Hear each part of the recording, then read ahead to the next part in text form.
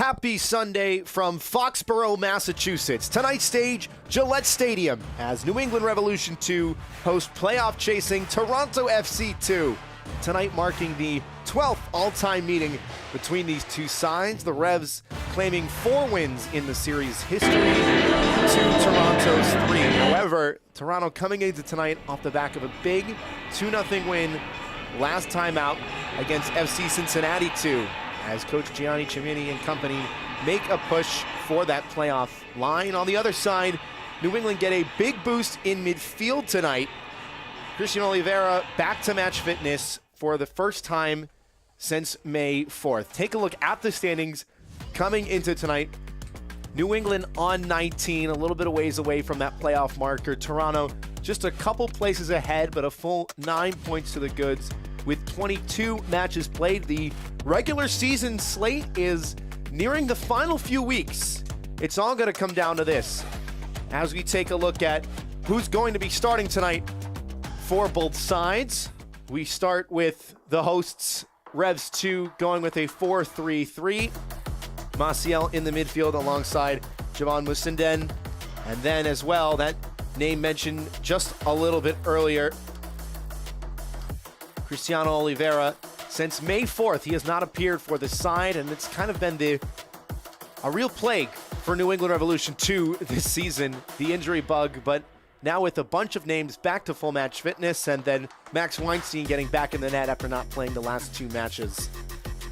Meanwhile, on the other side of midfield for Toronto FC 2 and Coach Cimini, there's a couple of new faces in this side as well. Nate Edwards slots back on the left wing, the former Syracuse man. 3 at the back, something that Toronto hasn't tried in a couple of match weeks. Headlined in midfield with a couple different names that, again, Toronto swapping out players on both sides of the ball. Theo Rigopoulos on the right side of midfield.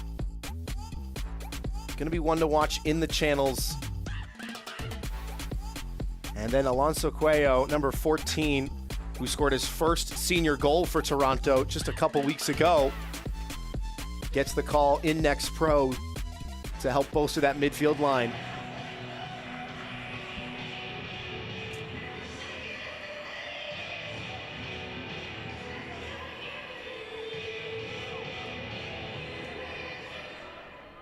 The whistle sounds, and we are underway from Gillette Stadium. Toronto FC 2 in the white, attacking to the left. Revs in the all-navy home kit.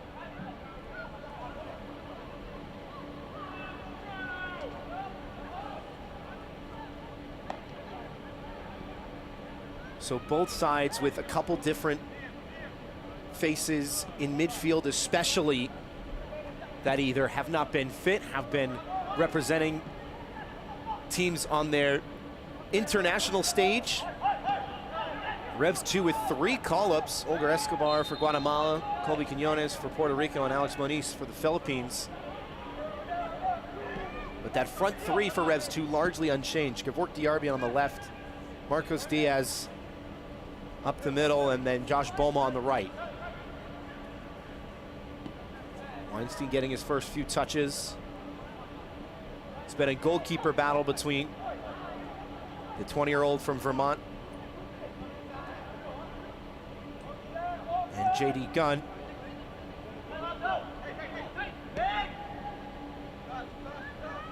Gunn starting the last 2 matches, and Weinstein gets the call tonight. Here's Boma. Intercepted by Edwards.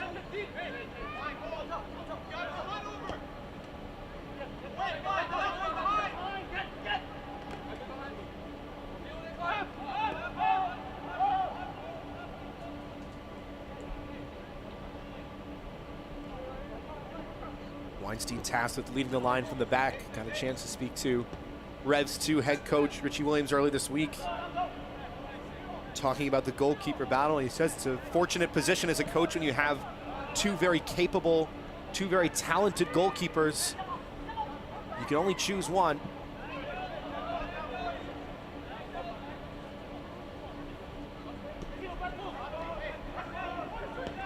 McIntosh. Good pass in the middle, early shot through the legs of the defender and wide of the mark. from Cristiano Oliveira. Playing his first match since May 4th.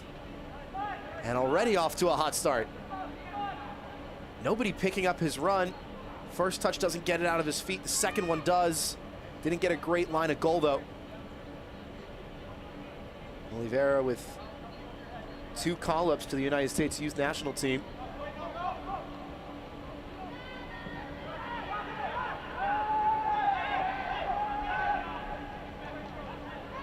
Just 16 years of age, a native of Somerville, Massachusetts. Not too far away.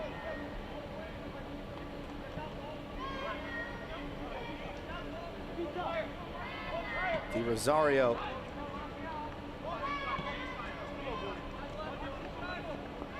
Ogwin. Now to Belly.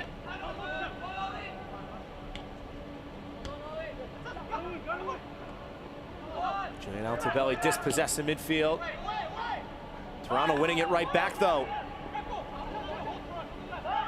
Here's Nate Edwards into the box, cutting it back and stamped away. Santiago Suarez checking back to it.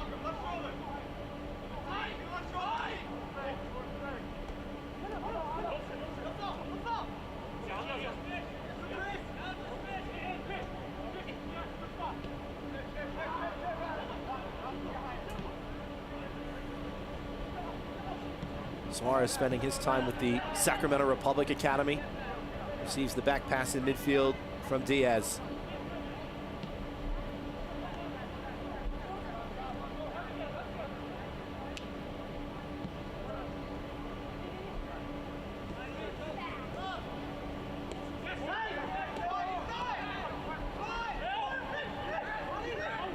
This is a promising break from Revs 2. Acres of space on the far side to Gavork Diarbian. Options queuing up in the box. Too many white shirts to cross it in.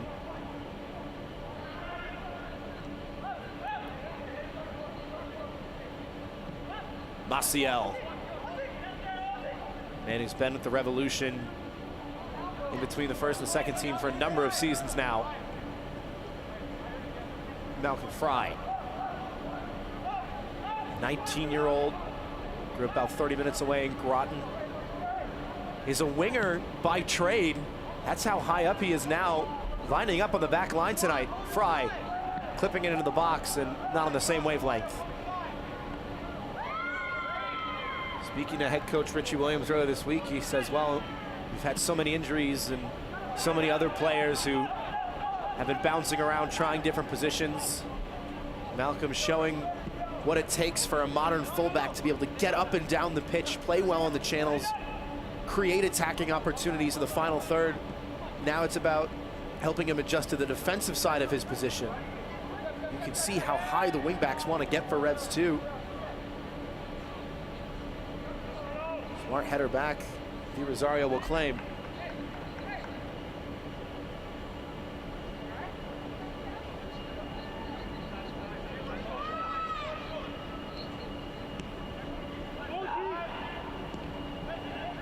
Excellent ball to break the high press.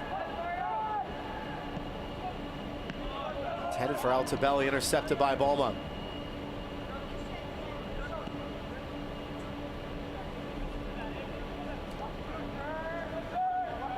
Maciel. Mario McIntosh.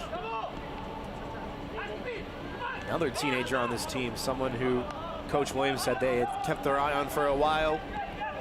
Brought him all the way out from Newark, California. Signed an amateur agreement back in March and then got his nod for a pro contract later in the season. Revs 2 with numbers. Josh Bolma trying to stay on side and the ball over hit but spilled. Looked like a promising break for the hosts. The flag stayed down as well. Edwards wants the 1-2. Cuello. Also Cuello with a good switch. Gopoulos into the box, taken down, penalty. Malcolm Fry couldn't win the ball off Theo Rigopoulos. And TFC2 with the chance to take the lead from 12 yards. And whether he was trying to make a challenge on that ball or not, he ended up falling on the legs of Rigopoulos.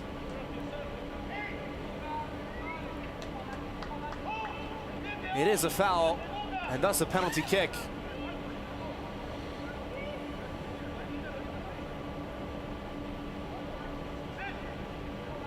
Julian Altobelli will step up from 12 yards. Looking for his 4th goal of the season. Slow run up from Altobelli and a confident spot kick into the bottom right corner. TFC2 on the board with single digits on the clock.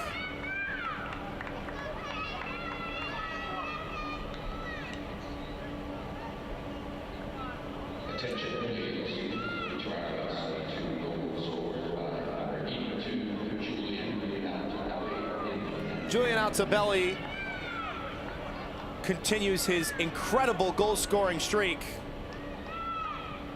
Scored last time out against Cincinnati and the match before against Huntsville.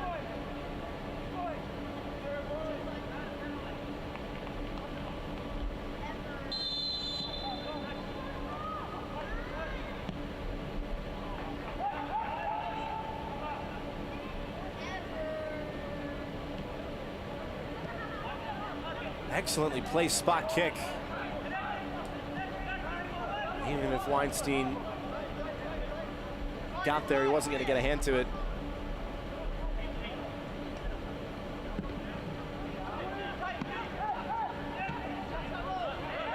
Suarez going over.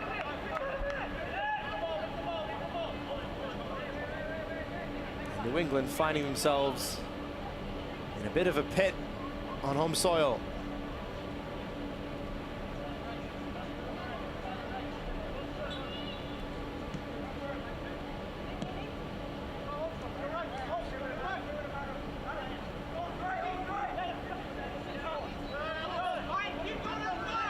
Toronto trying to break the other way. Nate Edwards has speed. Well-timed sliding challenge, though. Merrick Klein got his first professional start in the reverse fixture of this match back on April 19th. 81 minutes against TFC2 in that contest. Was the last time these two teams met.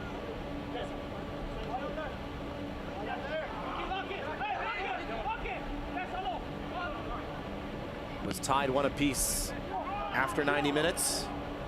Went to spot kicks. New England won 5-4. In fact, the last 3 meetings between these two sides have all ended level after full time. New England has won the penalty shootout in each of those 3 contests. Boma, heavy touch, falls into the path of Oliveira.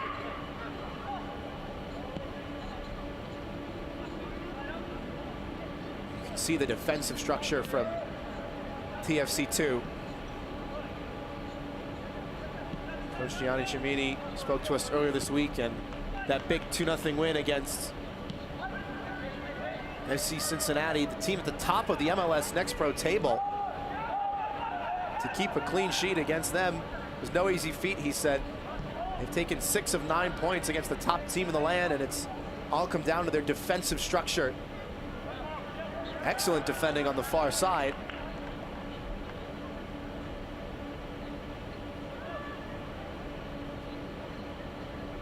Adam Perlman offering no way through to Marcos Diaz.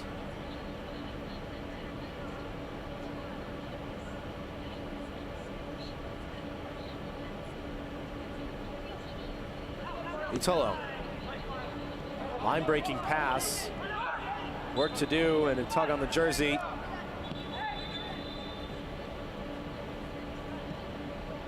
Charlie Sharp going over.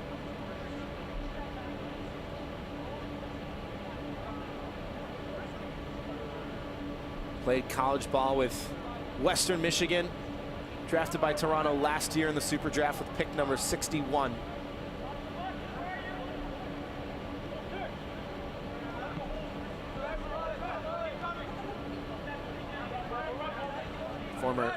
Freshman of the Year and second team All-MAC.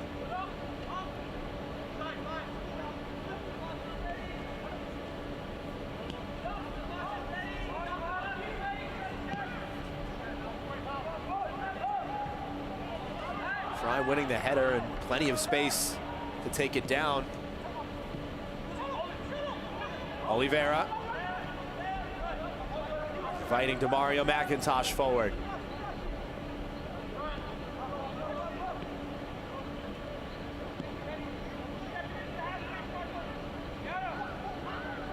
Diarbian wants to burn his man for speed. Shut down. A lot of pacey players on this Revolution 2 side. Now Diarbian with some green grass in front of him. Cuts it back for Diaz. Shot blocked. Chance still alive for Revs 2. Maciel can't uncork one. Well defended by Nate Edwards.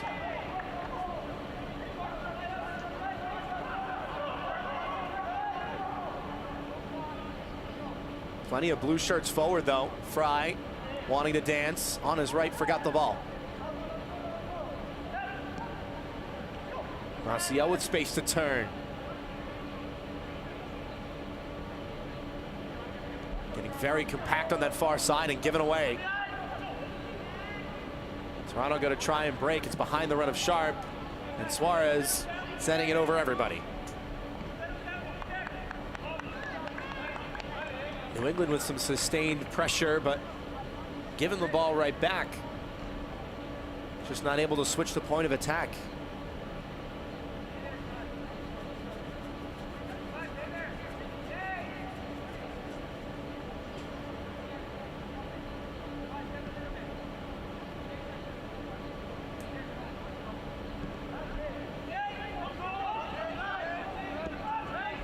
Itolo. Altobelli, the goal scorer. Trying to push Nate Edwards up, and McIntosh not messing around.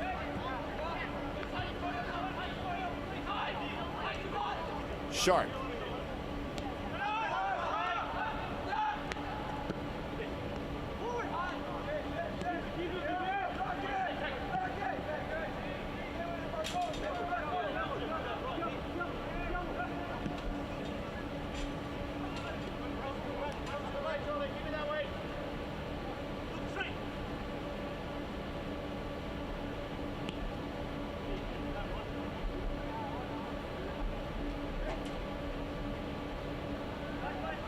This match is brought to you by Gillette Labs with exfoliating bar, Gillette's ultimate shaving experience.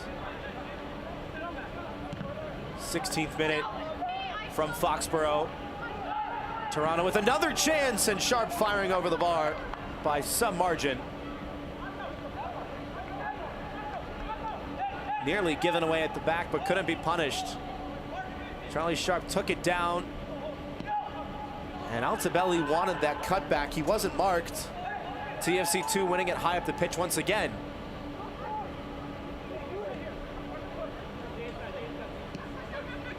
Altobelli scoring inside 10 minutes. In fact, the 10th time this season Revs 2 have conceded in the opening 15 minutes of a match.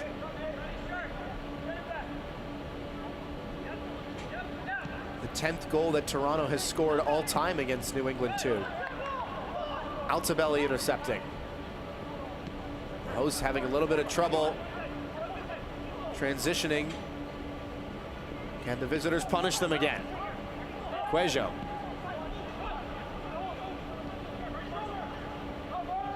To the far side. Also Cuejo. Trivella pass for Edwards. Nate Edwards into the box. Hurried away from goal for now. Fisher. Mark Fisher once again. Toronto keeping up the pressure. New England forcing them back for now. One-touch passing, trying to find an outlet.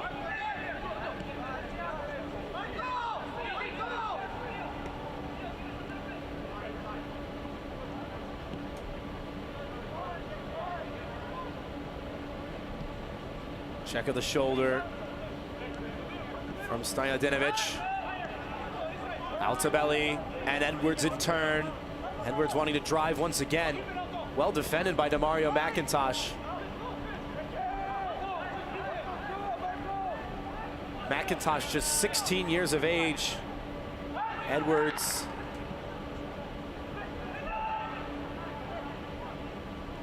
graduating after playing his super senior season with Syracuse.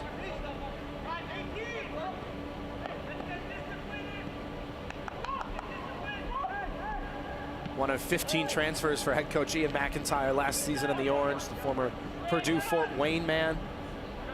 A Brampton native. Only 45 minutes, maybe an hour with Toronto traffic from BMO Stadium.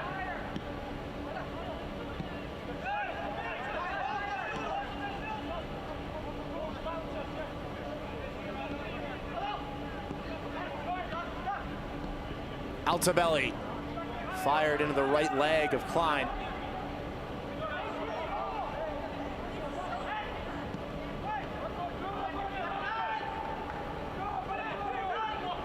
Boma, 4 white shirts around him and is able to win a foul.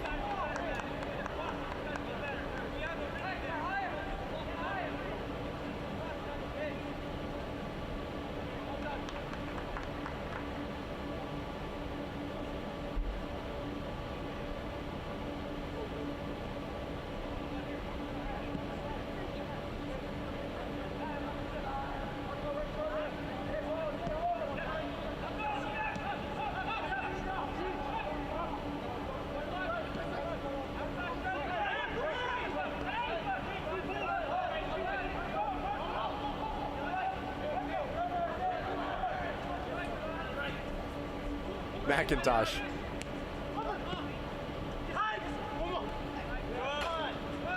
Boma hurried out of play. Asia wanting the quick restart.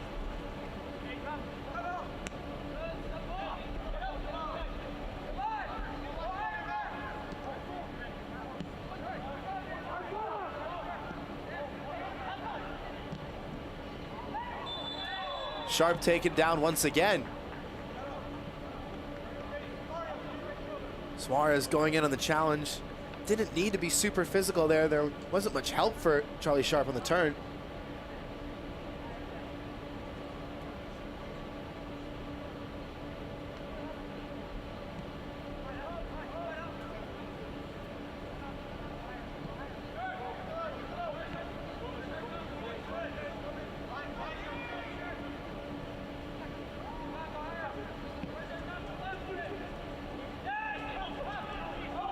Edwards. And Edwards into the box. Cuts it back onto his right. Got the shot away. And right down Main Street for Maxwell Weinstein.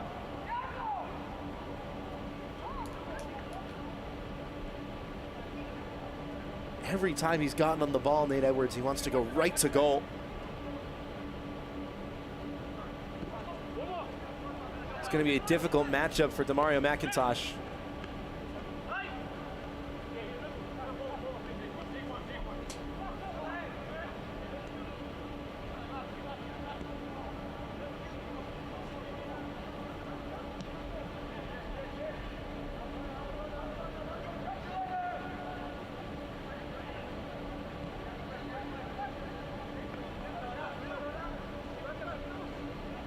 Edwards looking for his first goal since June 26th against Miami.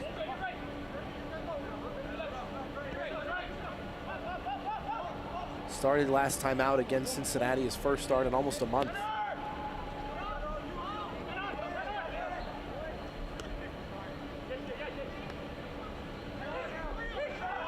Here's McIntosh at the other end of the pitch now. Oliveira. Gevork Diarbian into the box. Work to do and tried to do it all himself.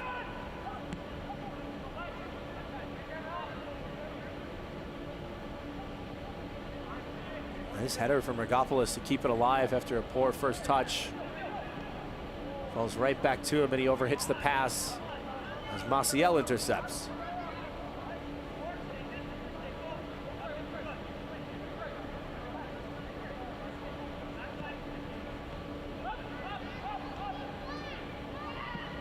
midfield for both sides is lacking a little bit of consistency in the passing game.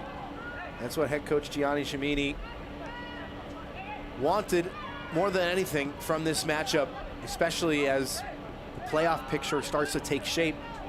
Speaking to him earlier this week, he said we need a concept of desire plus consistency. That's the big one at the moment.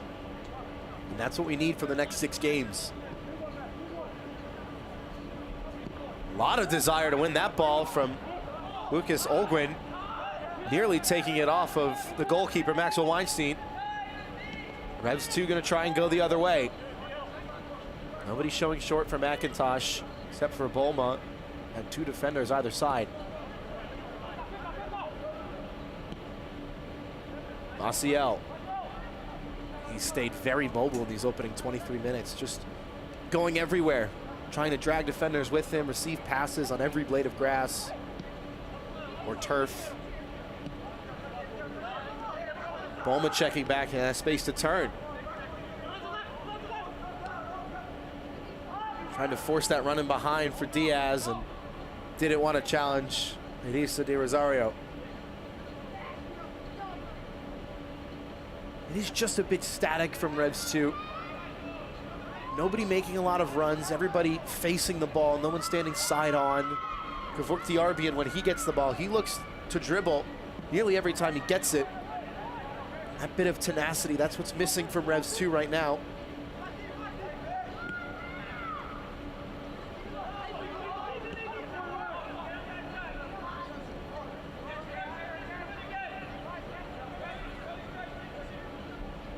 Adam Perlman,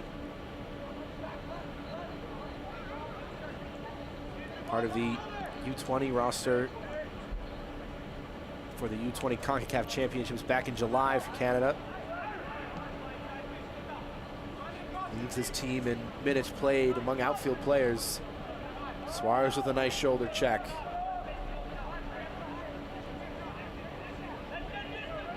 Maciel again with a lot of space.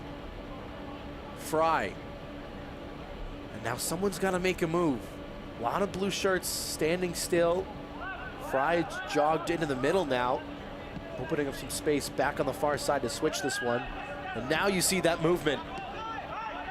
It was better from Revs 2. It's been intercepted by Toronto. Edwards, white shirt surging forward. Nate Edwards at the edge of the box, trying to make it 2. And selfish play from the former Orange standout.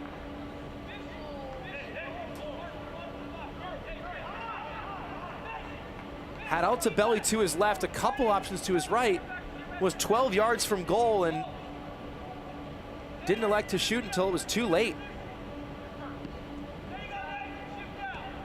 But given so much space on that chance, Eric Klein just backing off the whole time. Another shot blocked. Suarez denying Fisher.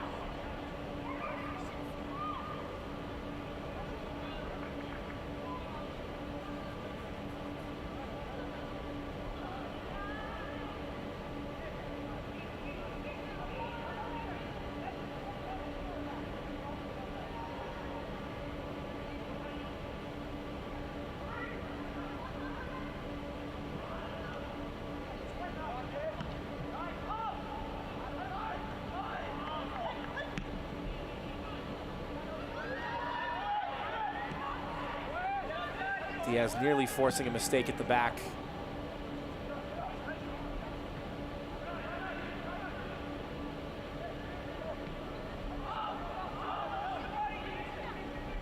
Toronto trying to get their lines together. A little bit of nervy play. Revs 2 don't want to let them out. And they don't. Bolma intercepting and giving it right back. Now Altobelli with a lot of space. 4 on 5 for Toronto. To the far side, Rigopoulos.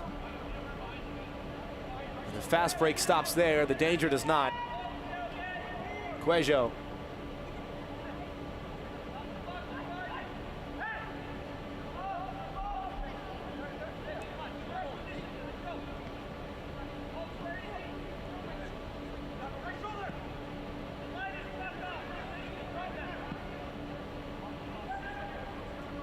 Toronto getting a lot of time on the ball.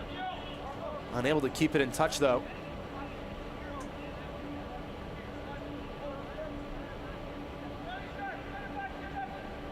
For Revs 2, having the outside back so high, it's given a lot of space down the wings, but Toronto starting a lot of attacks down the middle channel. Like so. Able to win the ball back straight away, but instead turn it over just as well. Here's Malcolm Fry. Maciel.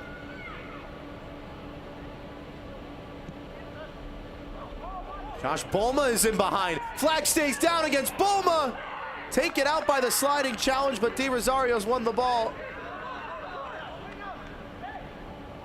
Bulma has stayed down. It was an awkward sliding challenge from the goalkeeper, who's also taken his fair share of battle scars from it.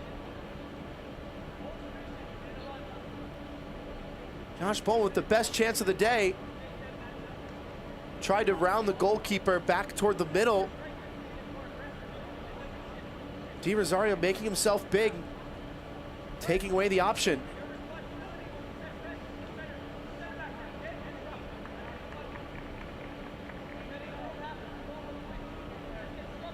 That first touch just a little bit heavy.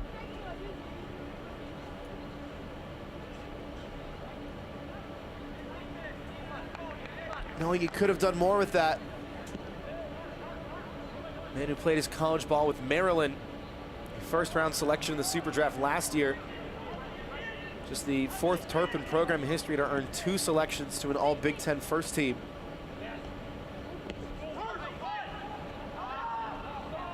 Altobelli. Fighting Sharp down the wing.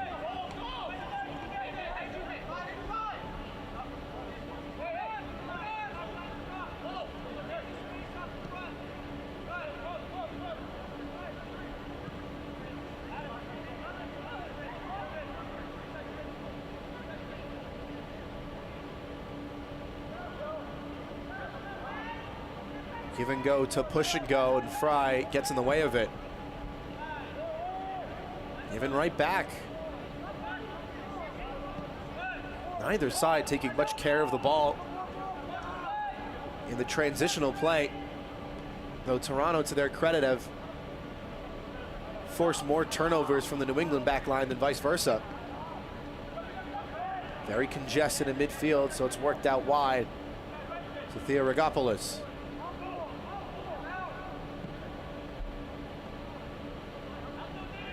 Switching the point of attack with Italo.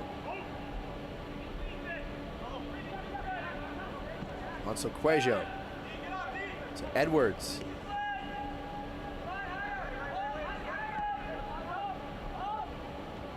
Calls from the New England sideline to step up.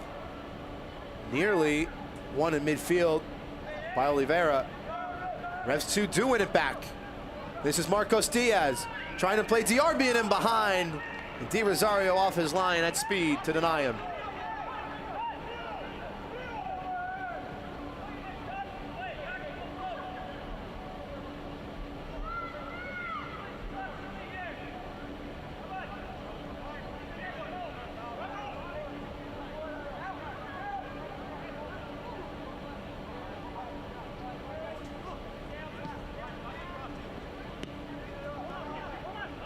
United Healthcare is proud to help the New England Revolution defend the fort. Bulma. Revs 2 with numbers forward. First time we've seen so many Navy shirts high in quite some time. Suarez. Looking for that Route 1 pass. McIntosh underneath it. Bulma fighting and winning the second ball. Masinden.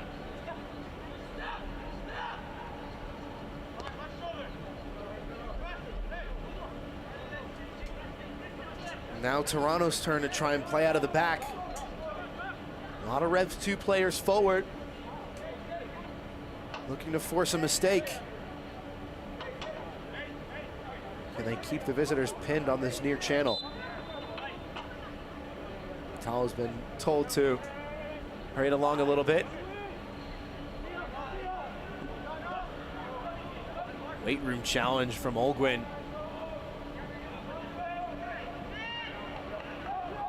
Fry second to it behind Sharp though. Toronto have had their chances on the counters and really could be 2 or 3 to the good. Maciel fouled by Edwards.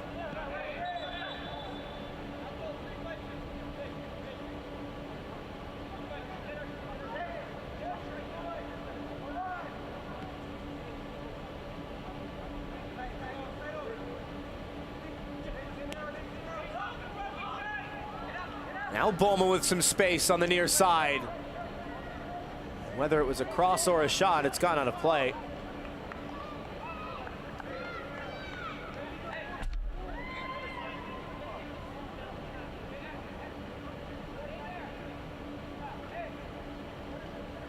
Josh Bowman caught in between two minds. It's been a frustrating first 33 and a half minutes at home for the New England front line. Marcos Diaz trying to lead the charge, playing that classic striker role, something that he wasn't brought in to do, said head coach Richie Williams, but has been forced to do with a number of other players injured and trying out other positions. Liam Butts was the go-to number 9. He's available off the bench tonight, working his way back to full match fitness after an earlier season injury. But Diaz, to his credit, said Coach Williams, has stepped up in that role well.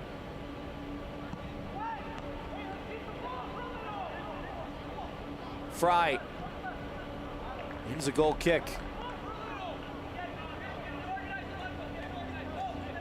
Calls for organization from the New England technical area. It's something they've been missing in transitional play, especially on transitional defense too.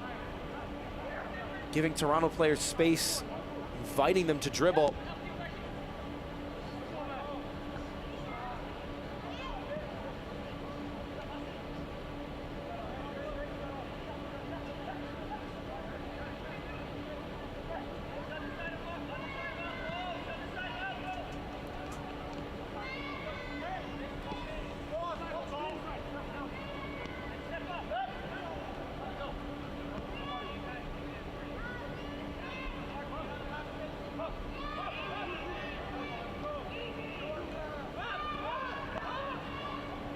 Oliveira, difficult pass to deal with for Fry. He's done well to turn his mark.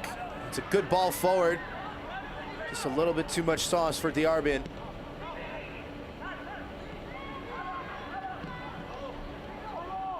Toronto with some good one-touch passing, but Sharp fouling Suarez in the process.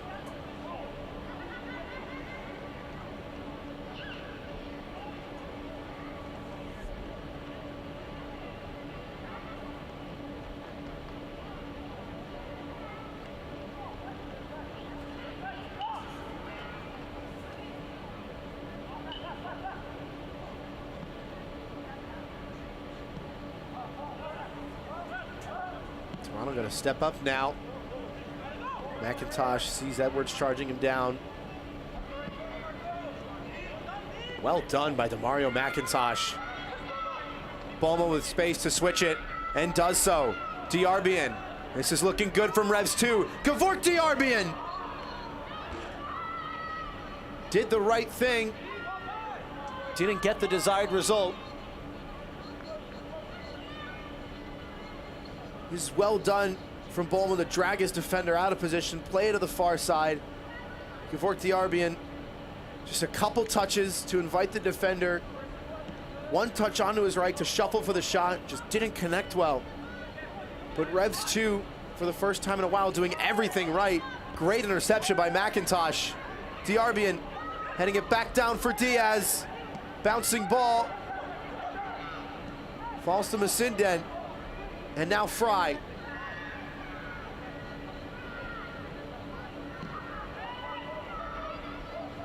Suarez.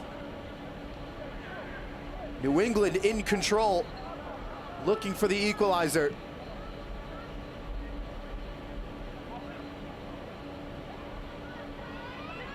Maciel.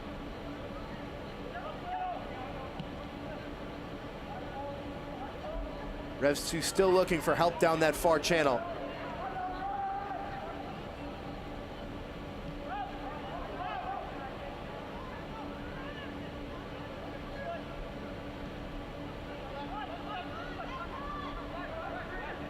And now Toronto have some real structure on the other side of the ball. Going to be difficult to break the line now. Diaz. Touched by Fry. Didn't see the defender on his shoulder.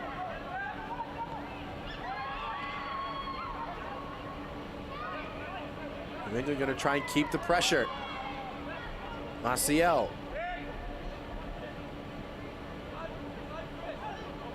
Oliveira told to go forward.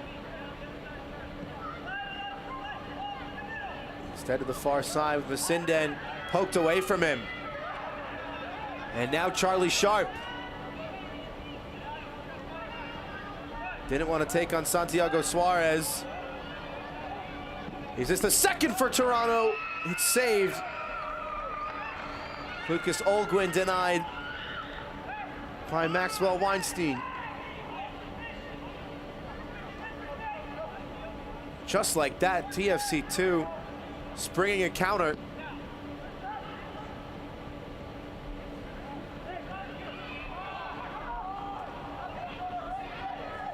Game really starting to open up now. Fry took a lot of space, was given it too. So too is Joshua Bolma. McIntosh making the overlapping run, allows Bolma to cut inside. Maciel has to charge it down.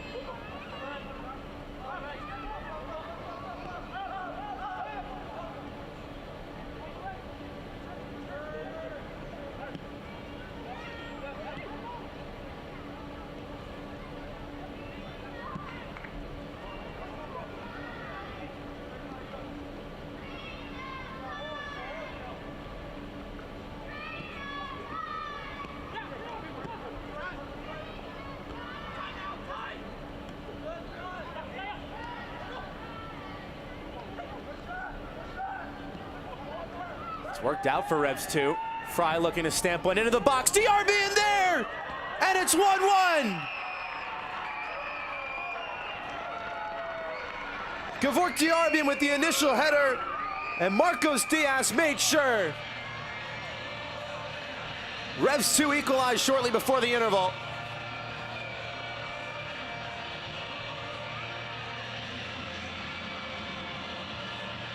Malcolm Fry, after conceding the penalty, plays a lovely ball in.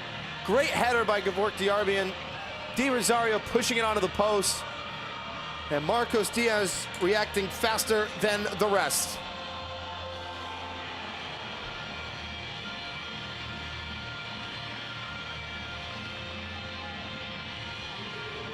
Now tied for 8 goals on the season, with Alex Moniz leading that category for Revs 2.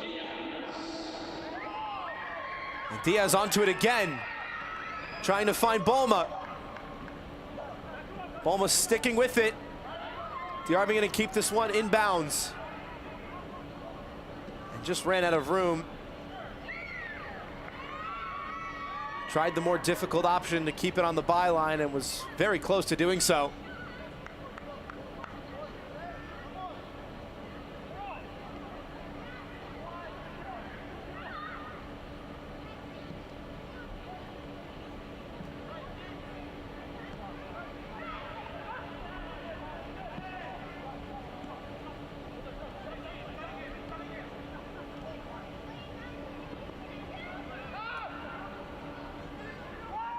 TFC2 looking for an immediate response. Altobelli dispossessed before he could fire.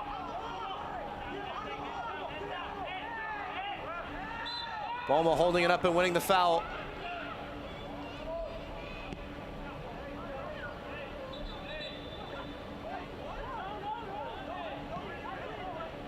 Revs 2 wanted a quick restart. Referee saying the ball was still moving.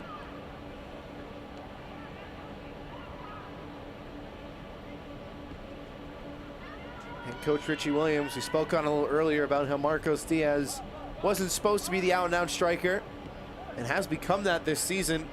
Coach Williams saying, well, he's more than capable of playing any of the 4 positions up top, left wing, right wing, striker, or even center attacking midfielder.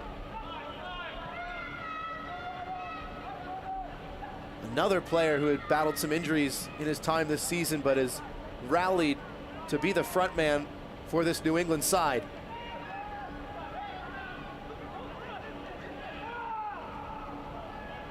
And Revs too, with really some new life.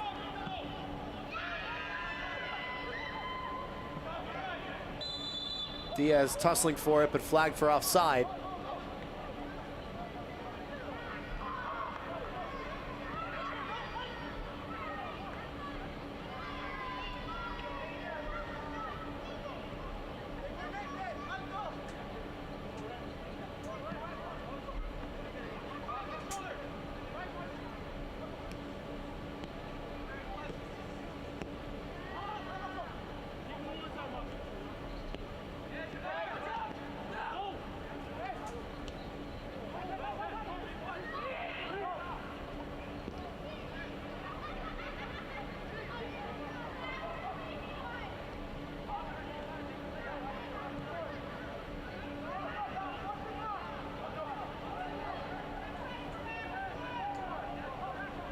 Since the goal, though, Toronto responding well. Altobelli. Nate Edwards. Double teamed and forced to turn back. Cuello.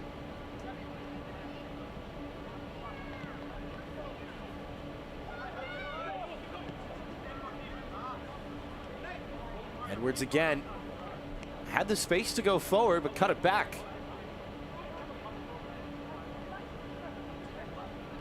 Olguin opens up. Nobody covered him on the overlap. Olguin staying on side, though. Sharp trying to stay mobile in the box. Forced all the way back.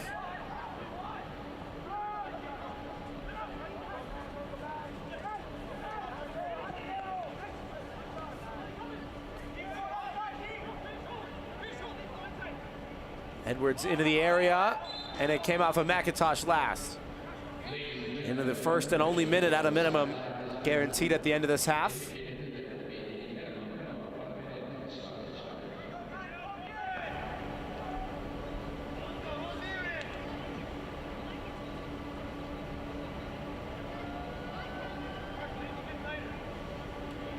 And the first corner of the night for either side.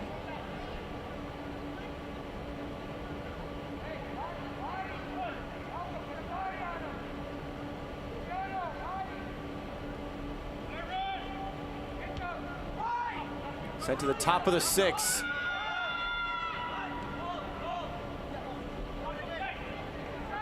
Headed away, but sent right back in by Altobelli. Second header away, only as far as Alonso Cuello.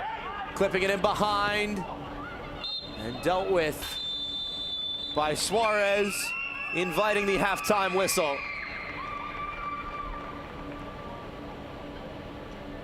The 8th minute penalty kick by Julian Altobelli, canceled out in the 41st minute by Marcos Diaz. 1-1 at the half between New England Revolution 2 and Toronto FC 2. We'll have highlights and first half stats coming up. And after the break, Michel Montaigne sits down to chat with Chattanooga FC head coach Rod Underwood. Back soon.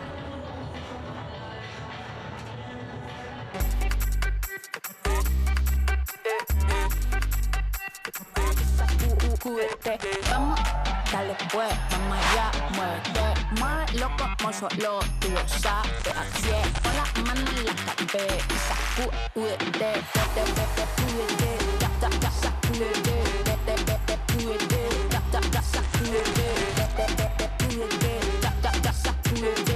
sacúdete, mira, sacúdete.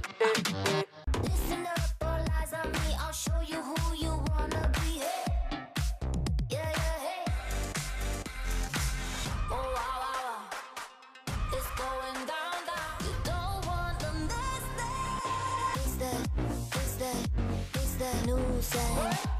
It's the new thing. It's the new thing. Toda mi gente lo siente. Toda mi gente lo siente. Toda mi gente lo siente. Y toda mi gente lo siente. Toda mi gente caliente. Toda mi gente lo siente.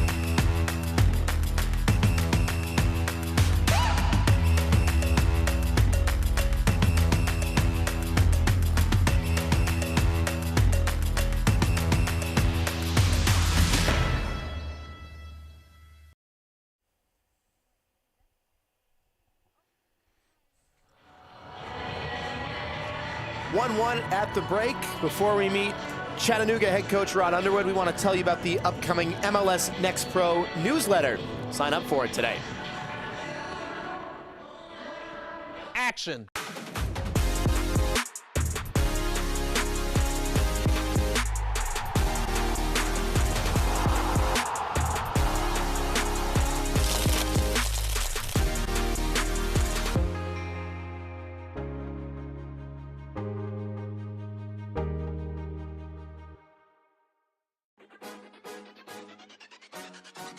Welcome into another edition of Coach's Corner. Today we are sitting down with Rod Underwood, the head coach of Chattanooga FC. Coach, thanks for making the time for us. Oh, thank you for having me.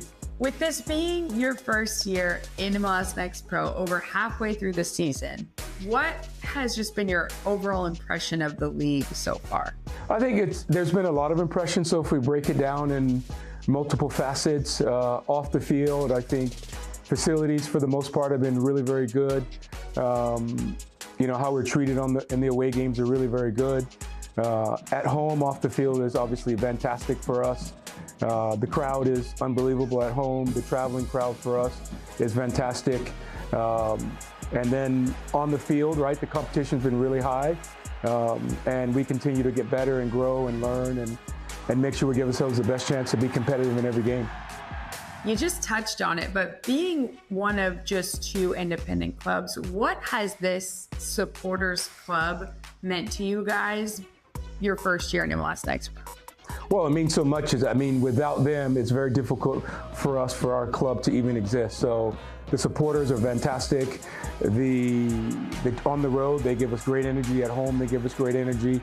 And we just really feed off of it. And we really want to make sure that we repay them for all the support they've had beyond the years that I've even been here. You've gone off to a pretty good start with that this season. What has allowed you guys to come in and find success early? Yeah, I think it's just, you know, a focus and a desire really to perform at the highest level that we can. You know, one of the things that we talk about all the time is just being a little bit better, being 1% better every day and really working hard and really just focusing on us and trying to make sure that we do a really good job of accentuating each individual player's talents within the structure that we want to be successful in. Now that we are getting into the latter stages of the regular season, knowing that the table is kind of making its way, what would you describe the mood and the day-to-day like between the players in the locker room? Yeah, for us, it's two things, right? It's excitement, the opportunity to be playing, right? At the end of the day, a lot of us get to do a lot of different things than showing up every day to train and coach and enjoy the city and enjoy the fans. That's a great honor to even be able to do that. So there's joy, there's excitement, but there's also business like that. Hey, you know, the table's tight. We know that every game matters. We know that every point matters. So we're, you know, keeping that joy and excitement and focus and workman's-like mentality. So with all that in mind, what does success look like for you this season? Success is many things, right? Success is how do we do on the field? How do we do off the field? How do we do with our players coming in and being successful and how do we do with the support of the fans and making the city grow and really just bringing new fans, bringing new supporters, and really going as far as we can in the league. All right, last one for you. Coach, what has made you the most proud of this team so far this year? I think there's two things. I think number one, the fans, the support, the city, the ability that we can come out every day, express ourselves, and express the way that we want to play football. But also, I would say, just the relentlessness of the individual players to come out and really perform every day in training and really look to be better in every game. Awesome. Well, I can say from that very first game in Chattanooga to now, you guys have been so much fun to watch. Your supporters have meant so much to the league. Thank you so much for your time, and hopefully we'll be seeing you soon again in person. All right, thank you for having me. Toda mi gente lo siente, toda mi gente lo siente, toda mi gente lo siente, toda mi gente lo siente, toda mi gente caliente, toda mi gente lo siente.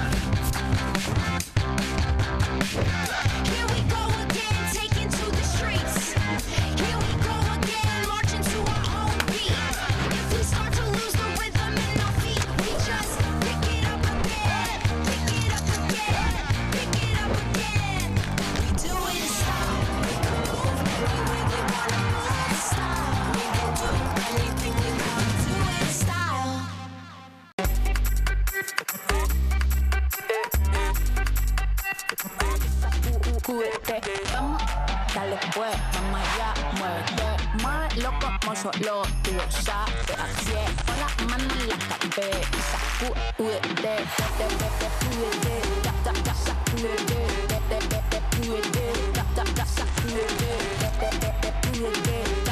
sacúdete, sacúdete, mira, sacúdete. Action.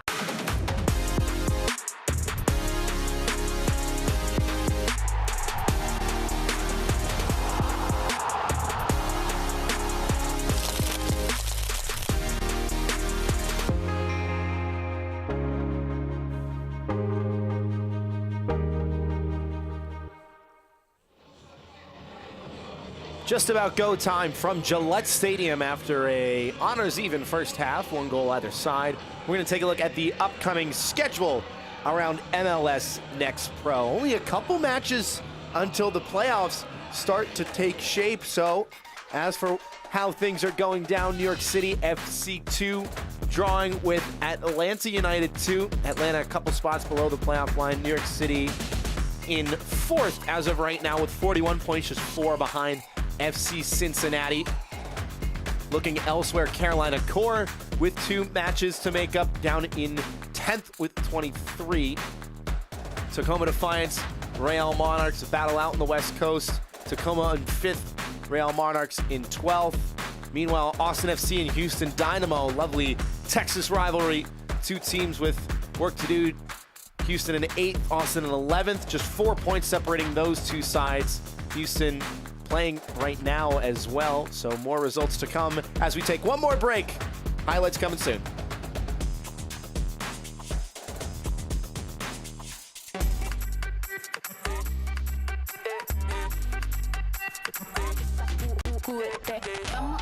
Dale pues, mamá ya, muévete más loco como solo tú lo sabes. Así es, con las manos en la cabeza, sacúdete, sacúdete,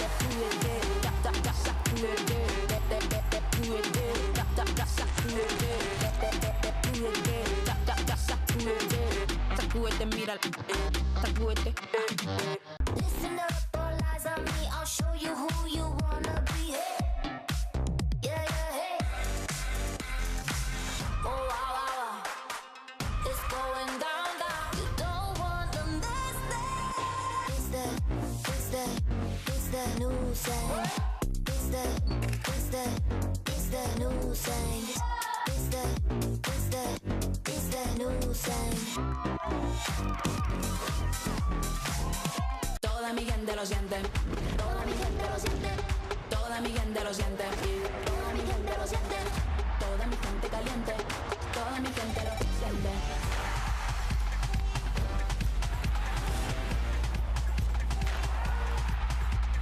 Toda mi gente suena. En la favela suena. El techo se me llena. Toda mi gente lo siente.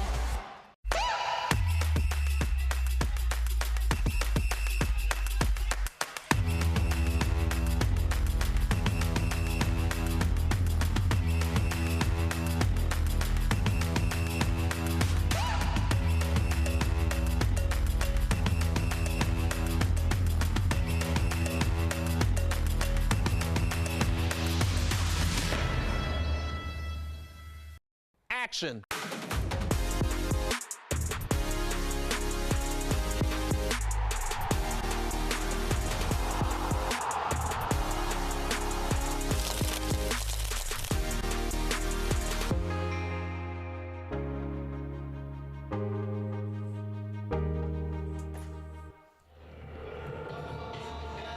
So almost time for the second half to get underway in Foxborough. New England Revolution 2, Toronto FC 2.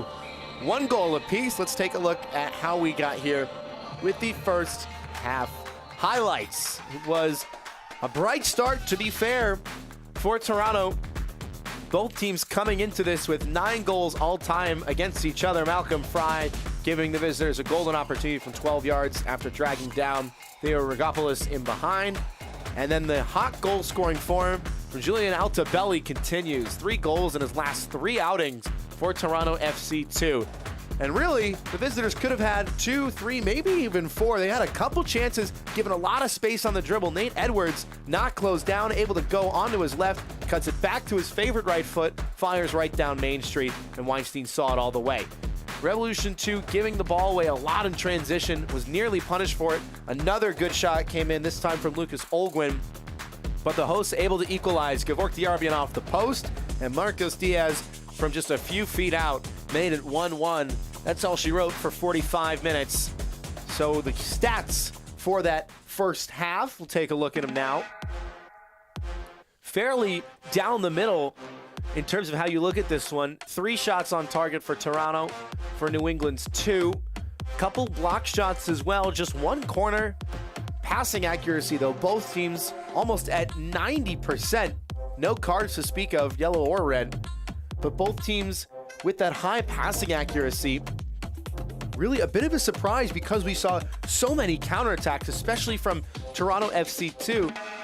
But when these teams are getting forward, when they have the numbers forward, they've been able to settle into their game plan well and find options, especially that 5-10 yard pass, recycle the point of attack. If nothing's going on one channel, switch it to the far one with consistency. That is the name of the game in this one, especially as Toronto chases the playoff picture. So with that, it is just about time to get the ball rolling once again. New England on the right side of your screen. Toronto will be on the left.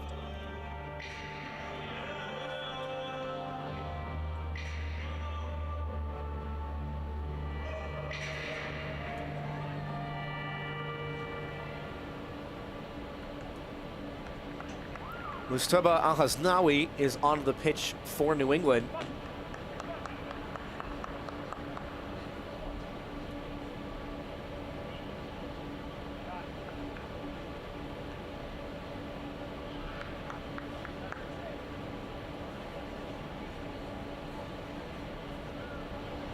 Al-Hasnawi, the Michigan native, previously trained with the Stoke City Academy in England.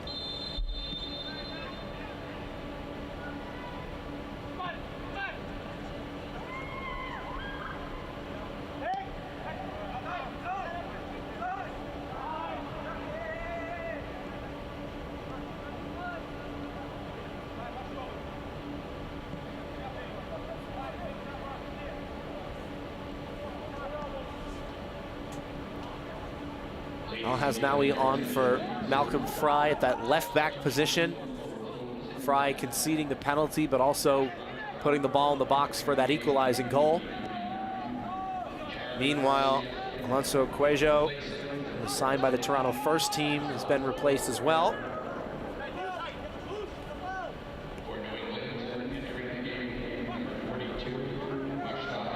Charlie Staniland replaces him for Toronto in the midfield.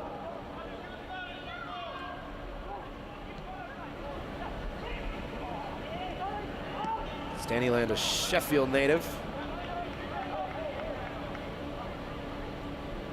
He's 19 years of age. Both of these sides fielding some very young players, promising for the growth of the game. New England, especially with a multitude of players from the surrounding area. Eric Klein, Demario McIntosh, Cristiano Oliveira, Jovan Lucinden, all current academy players, Malcolm Fry, Gevork Diarbian, and Max Weinstein, all graduates of the Revolution Academy.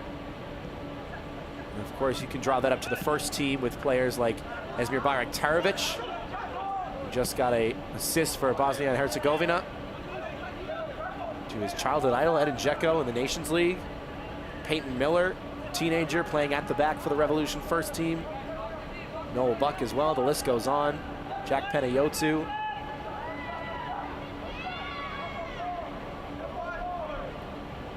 As head coach Richie Williams, there's something in the water in New England. So many talented players from 6 different states. And he said, well, we have a very talented scouting team and a number of very talented youth coaches that helps these players from U12 all the way through U19 and now to the New England Revolution 2 team. Al Hasnaoui shuffles onto his left. Big touch from him, opening up space for the cross. Headed down in front, Maciel. Never looked likely to shoot. Good ball in for Diaz! And it's 2-1! Marcos Diaz takes the lead on home soil for New England.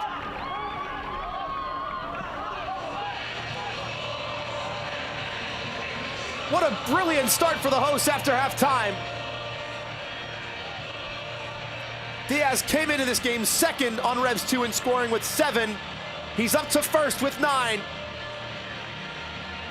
Di Rosario came out for it, but was second to it. Lovely ball floated in by Maciel.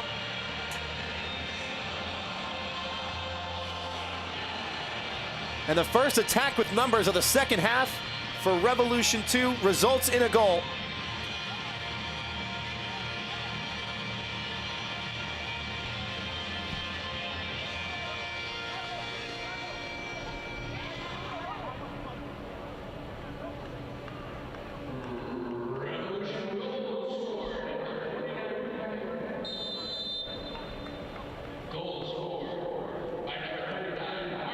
We spoke in that first half about how Richie Williams, we had a chance to speak to him earlier this week, talked about Marcos Diaz's ability to step up wherever this team needed him. And they needed him as an out-and-out forward, which isn't his normal position. He's been brilliant tonight. Hasn't seen a whole lot of the ball, but every time he's got on it, it's been purposeful. Was fortunate to get that first goal after Gevork Diarbian's header was saved. But excellent timing on that second one to beat the offside flag and the goalkeeper.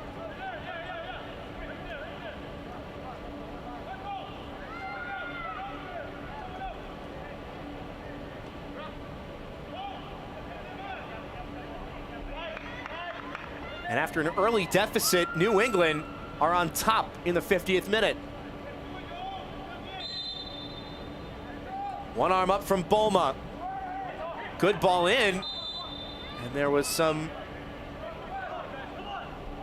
unwanted physicality in the box.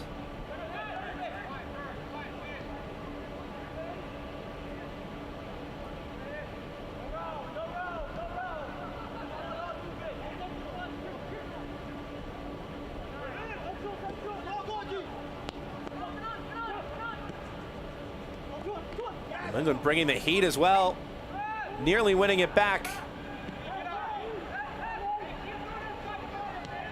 Altobelli springs it wide. Nate Edwards on the charge, prowling forward. Edwards with the curler off the post. He took a touch on the way through and out for a Toronto corner as well.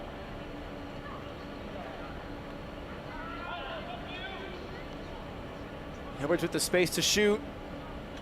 And Max Weinstein may have just gotten a fraction of a palm onto it. But what a fraction it was.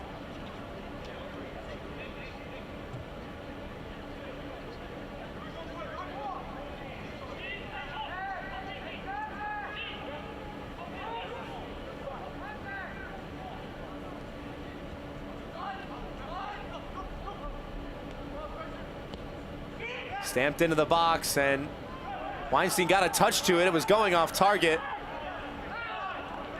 And the refereeing crew saying that it was out of play before the goalkeeper put his hands to it.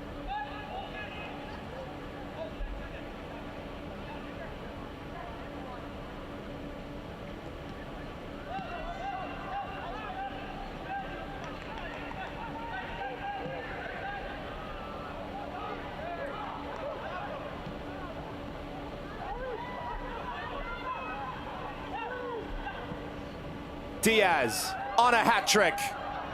Fans urging him to shoot. Plays unselfishly. Bulma driving in. Across the face of goal and rather into the side netting.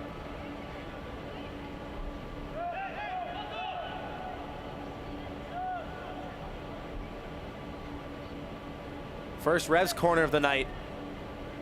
Diaz wanting that hat trick. Knew he didn't have a lane.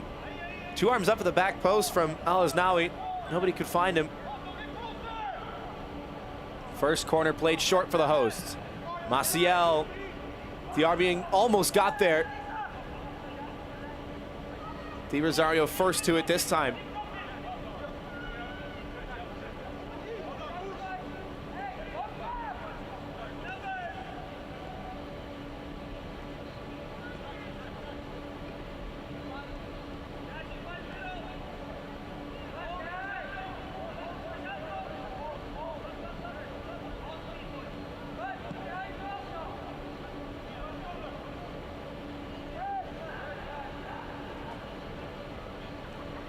Edwards able to scoop it through. Altobelli switching long. Rigopoulos underneath it. Overlapping run made to his right. Picks out that run. Stamped away at the top of the 6. Fisher hounded.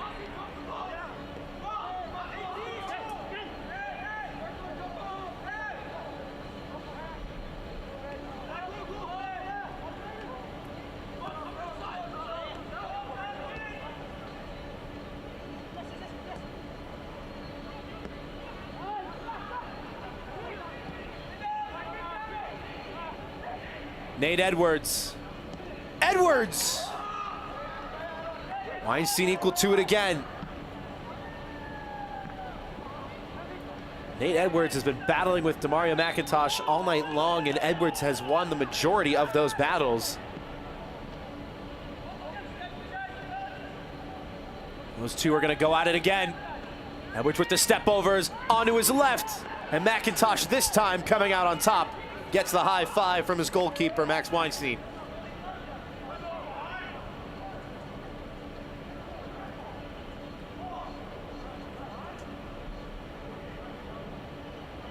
McIntosh is backing up, waiting for Edwards to make the move, try to get that separation. There was Suarez and Sharp colliding in the box as well. Those two in the first half had their fair share of tussling.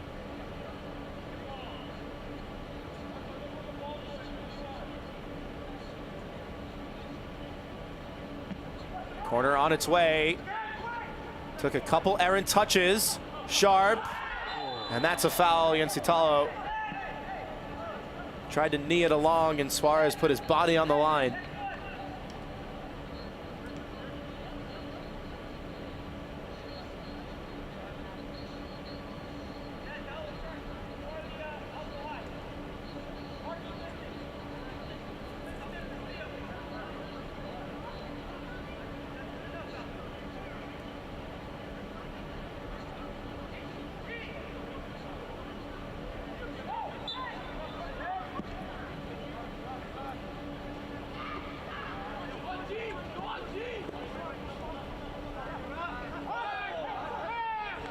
Throw in for New England.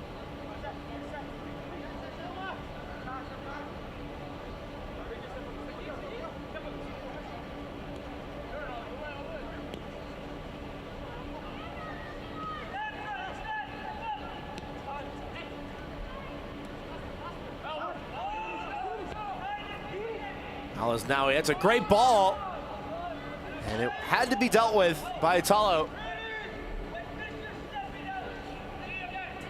The outside backs for New England with some very impressive passing.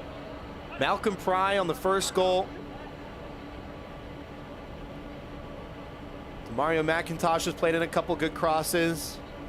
Mustafa Al-Hasnawi as well. Maciel assisting the second, though he's in midfield. Now Maciel with space to try it. Instead, inviting cross. Feels for handball. Not given. Diarbian. Maciel.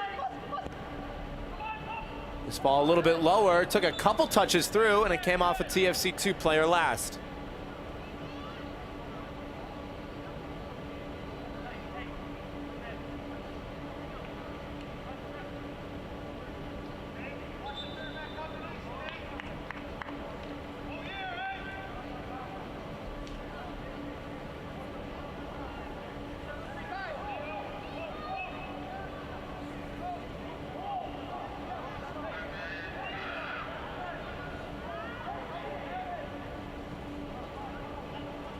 Another short corner.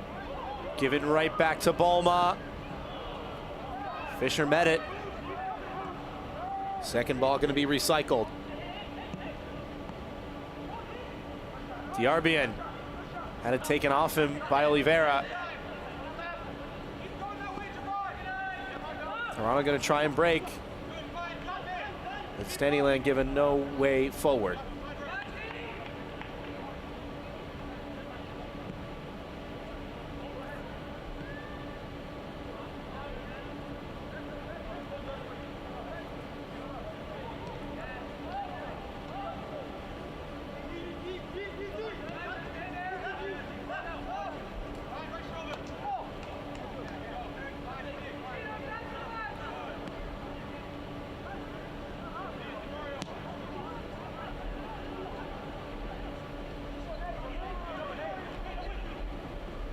Edwards. Regopoulos. Here Regopoulos onto his left.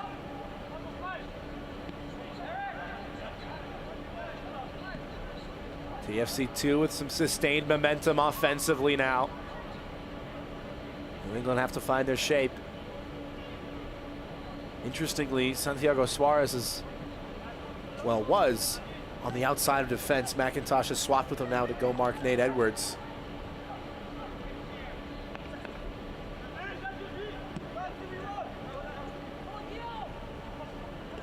Stojadinovic. Regopoulos. Poor clearance. Second time of asking, a little bit stronger. Bowman going to chase it down. Edwards. Altobelli. And Stanleyland. Talo. And Edwards again. Wants to drive at McIntosh. And overcooks the ball into the box.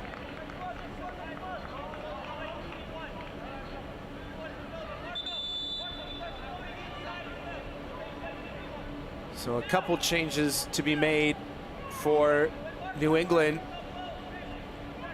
Victor Souza.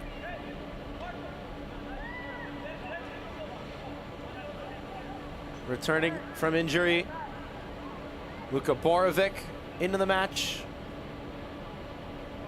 So to his Grant Emery.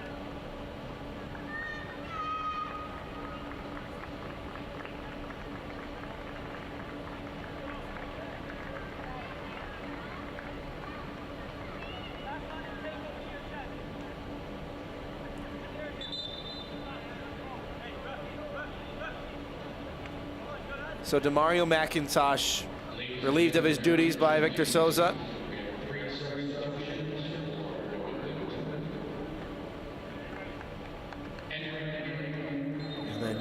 2 changes in midfield.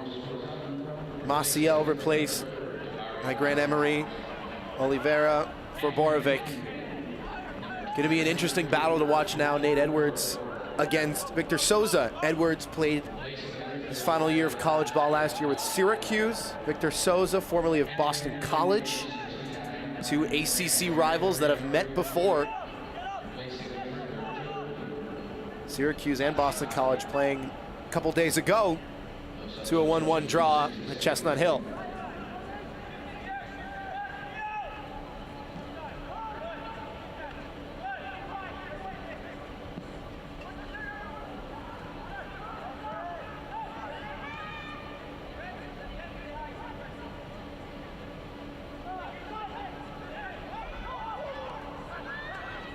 Giveaway by Revs 2. Giveaway in turn by Toronto. This match is brought to you by Gillette Labs with exfoliating bar. Gillette's ultimate shaving experience.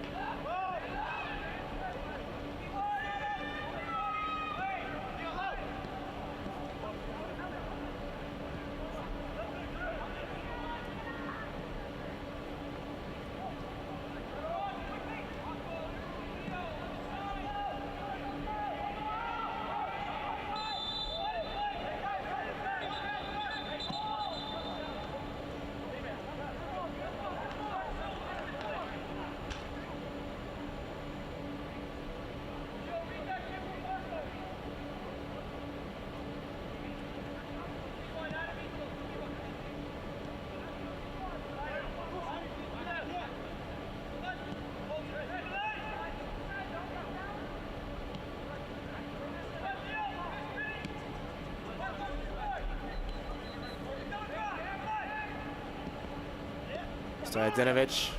Toronto preparing some substitutes as well. Malaznawi, halftime change, is winning it back and sending it forward, but no shirts of Navy there. Richie Williams urging his men forward. Emery onto it. The goalkeeper's off his line. But stopped by Italo.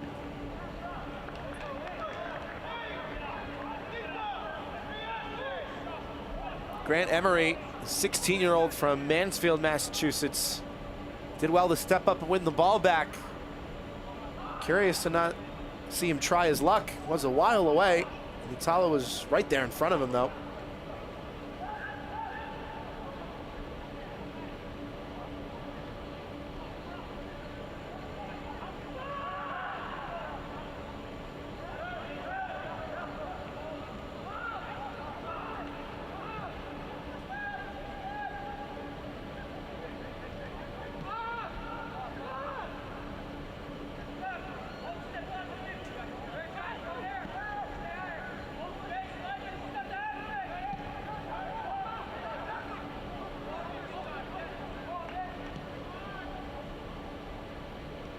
Back heel into the path of Nate Edwards. Altabelli showing short.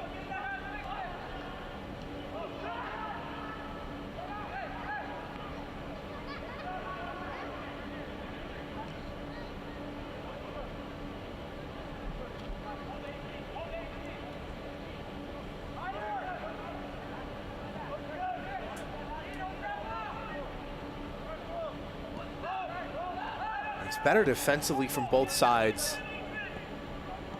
Just a bit more structure. Nobody diving into challenges, nobody breaking away and being dragged out of position.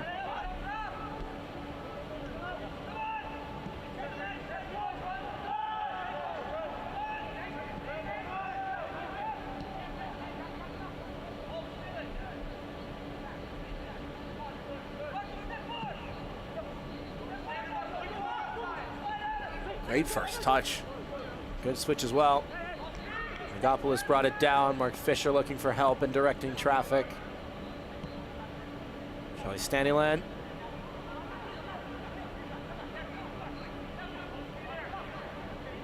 Edwards. Shuffling onto his left. Tried to beat Eric Klein and won a corner. Julian Altobelli to take the goal scorer. Was highlighted by his manager, Gianni Cimini, earlier this week,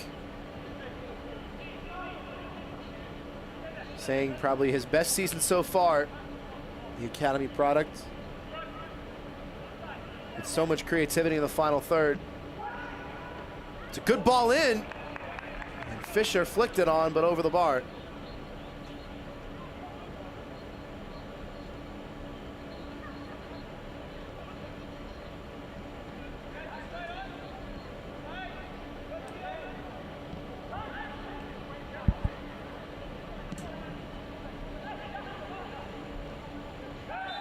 There's a foul on the touchline, right in front of the Toronto technical area. Card staying in the pocket for now.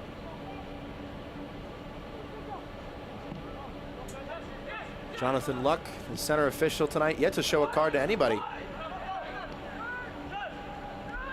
Really hasn't been a need to be fair. Well refereed game. That's going to be a card. What color? It will be yellow. Charlie Staniland left the ground for that challenge. Fort Diarbian,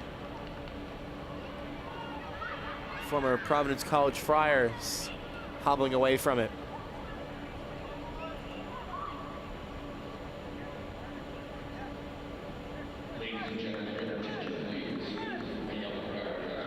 Well, announcer's jigs in full effect. There is the first yellow card. 50-50 ball, and the stud's exposed.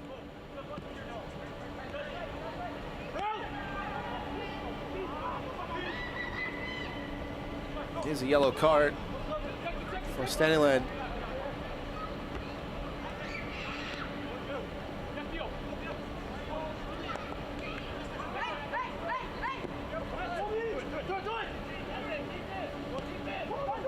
The RBN wants it back from Diaz. Didn't have the pace to get in behind.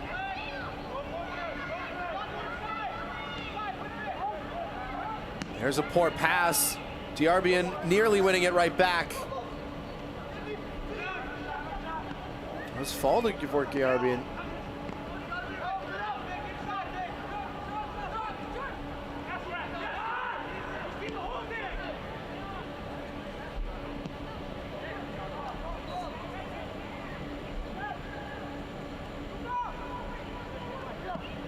In the first half, it was Toronto bringing the pressure on the New England back line, forcing Revs 2 to make some mistakes in their own final third.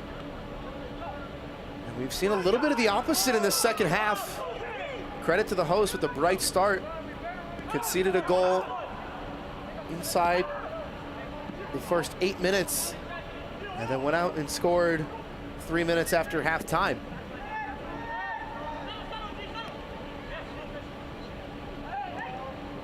The RBN going over, foul not called. Here's Charlie Sharp. First time cross, and there's nobody in the box.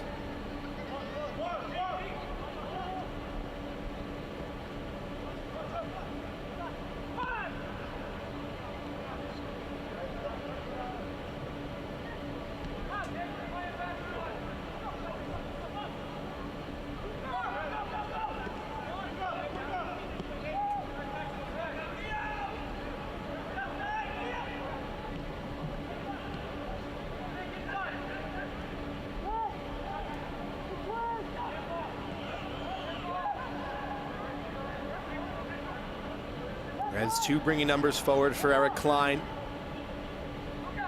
All is now with 2 arms up on the near side. And Emery coming up empty on the turn.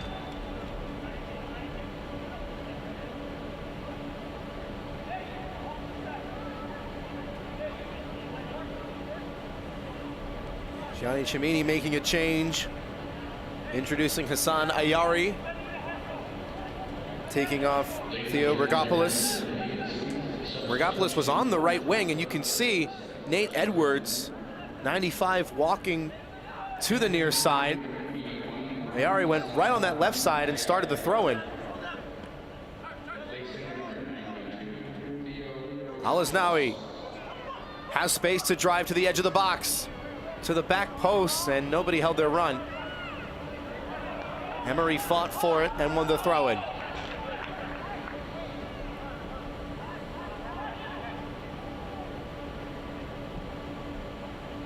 So now switching things up a little bit. Nate Edwards, who has been the ringleader for a handful of Toronto chances, and really has been, out of all TFC2's players, the most willing to drive at defenders, take them on the dribble. Switch sides now. The shape has remained largely the same, though. Edwards played on that far left side as well when he played at Syracuse. So different look for him, different matchup as well. Sinden with a nice move. Under a bit of pressure. Calls for Toronto to step up. And that long ball was going to be forced. Klein started to make the run and called it off before the ball was played, and he was forced to make that run. This is better from the visitors.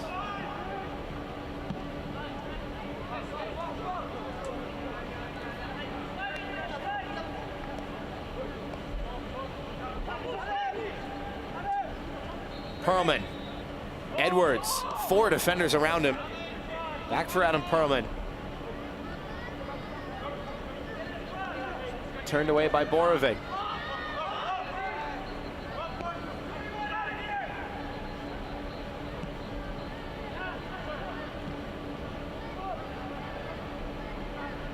'73rd minute from Gillette Stadium. Toronto looking for the equalizer.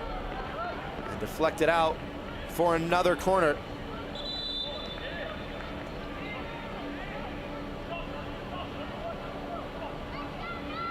And Coach Richie Williams making another change. Gevork Diarbian on the left flank to be replaced. And Liam Butts back to match fitness will be reintroduced. The man who Coach Williams and his staff were excited to see lead the line. He's battled his way into the starting 11. Former Nittany Lion with Penn State. Deflected and caught.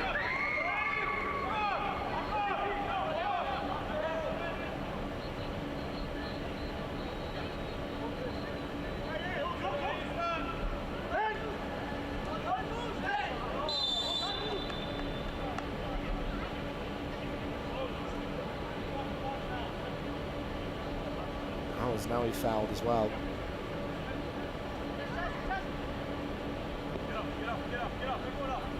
United Healthcare is proud to help the New England Revolution defend the fort.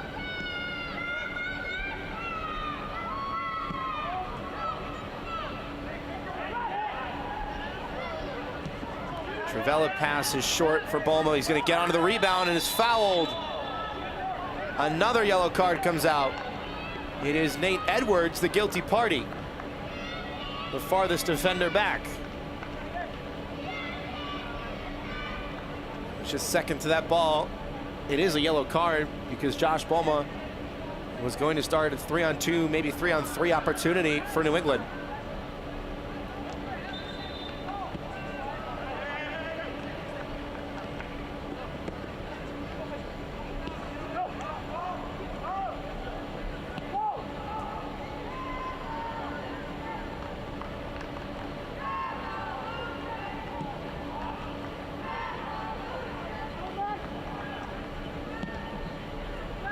So we spoke earlier on how Marcos Diaz was the starting striker for this side and for many games for New England this season. Confirmation of the Nate Edwards yellow card. But how he wasn't brought in to be that role. He's slotted in more to the 10 now, that center attacking midfielder. Liam Butts is leading the line. Grant Emery to his right. Josh Bulma now on his left. Josh Bulma started the game on the right wing. So now New England being a little tricky up top. And Coach Richie Williams said that Marcos Diaz can play pretty much anywhere up top and that he is a center attacking midfielder by trade. So the man on a hat trick going to be playing a little farther away from goal now, as New England have 14 minutes to close this one out and steal a big 3 points from Toronto, a team that just knocked off FC Cincinnati 2 at the top of the table last time out. Find themselves behind on the road to the team at the bottom of the East.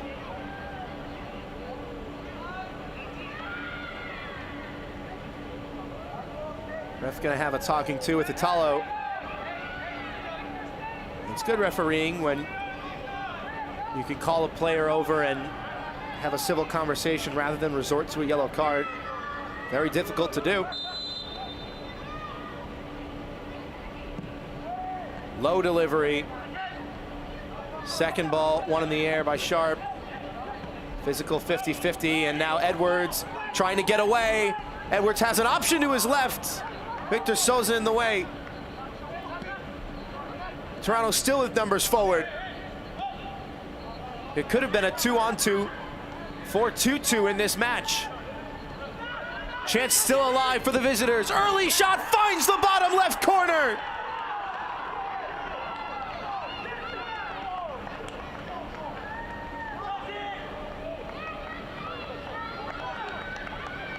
Charlie Staniland equalizes for Toronto. Lovely first time shot, a rocket to that bottom left corner, nestled into the side netting with authority.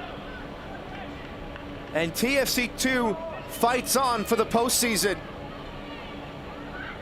4 goals in Foxborough, and this one's still not done.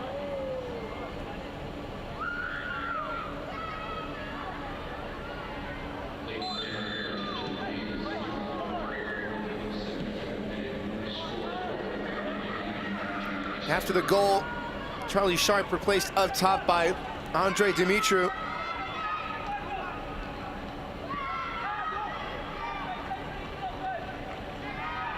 Rather Sharp still on the pitch. Dumitru waiting in the substitution area.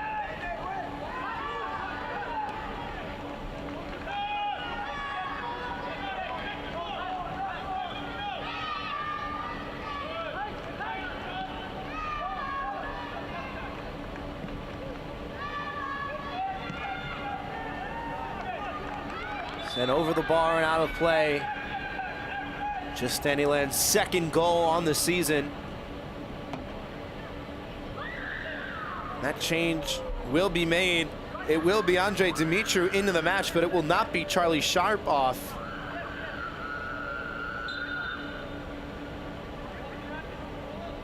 It will be Italo taken off at the back. A center back replaced by a center forward. Gianni Gimini is going all out for that third goal.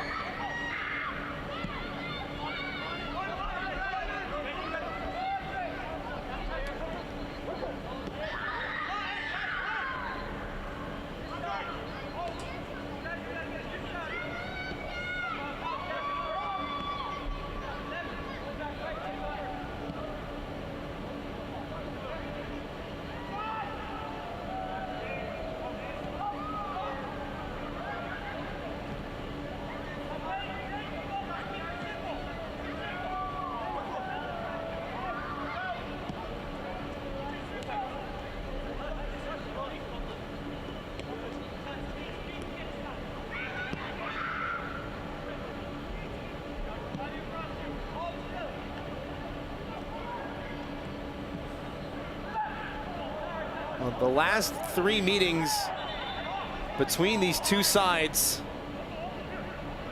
have gone to penalty kicks. New England has won all 3 of those shootouts.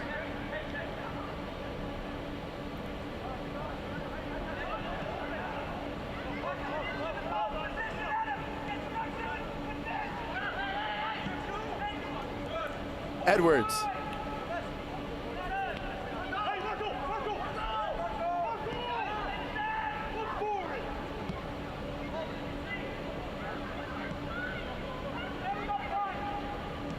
There has only been one other instance of at least 4 goals being scored in the 11 previous matches between these two sides. Back on May 14th, 2023, New England got a 3-2 win in Toronto.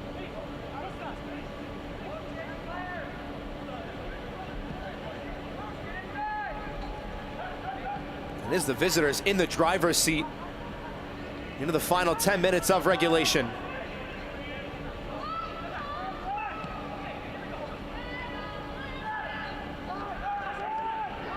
Give and go, overhit a little bit. Still options in the box.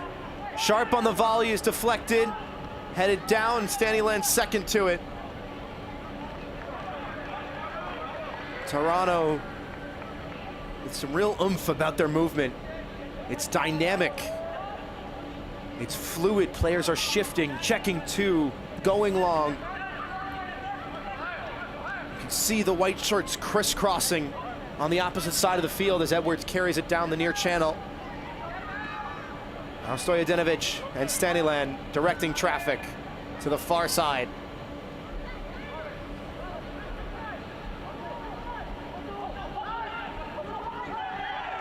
Altobelli taken down at the edge of the box. And it will be a free kick in a very promising spot. Javon Masinden taking out the forward.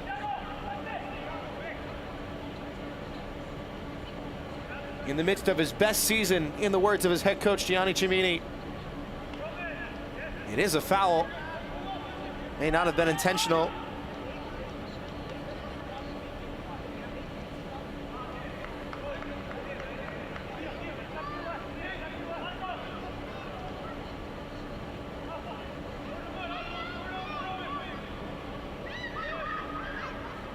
Five in the wall for Weinstein.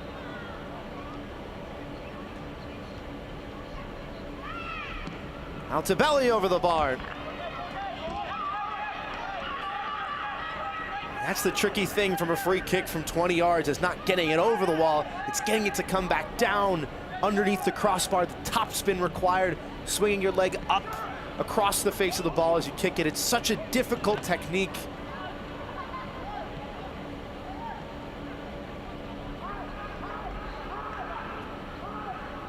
Toronto still pushing for a third. Poked away from Hassan Ayari, who was substituted in just a few minutes ago. Every time he's gotten on the ball, he's driven right at Cage.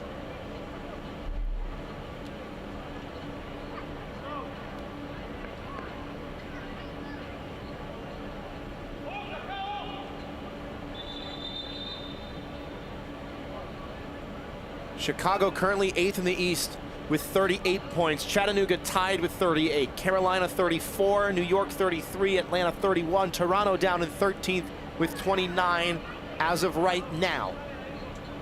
Can they steal two more to tie Atlanta? Deep delivery toward Weinstein, who punched it away through traffic and was fouled in the process of doing so.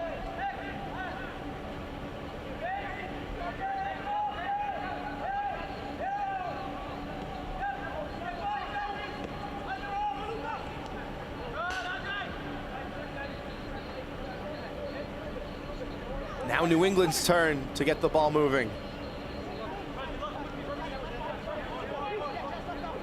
They haven't been able to sustain some offensive momentum since the goal, really. Just like that, Toronto win it right back. Ayari. Richie Williams urging his side to step up. 86th minute from Foxborough. Flicked on by Sharp. And Edwards losing his footing and was offside in the process anyways.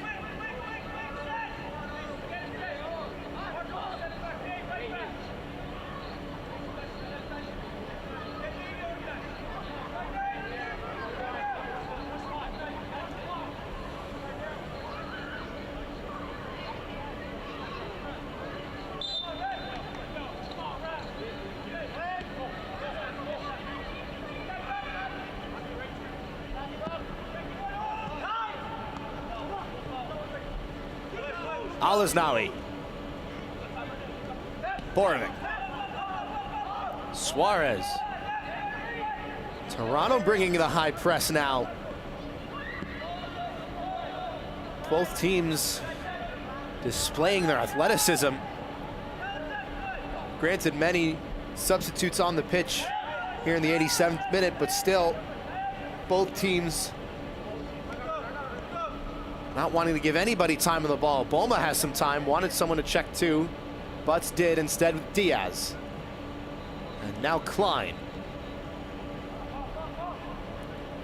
Souza. Masinded. Borovic with Akers to turn. Sent back to the far side. Emery took the touch into the box and was shut down by Perlman. Another Revs corner. Luka Borovic over to take. Just one assist on the year for him.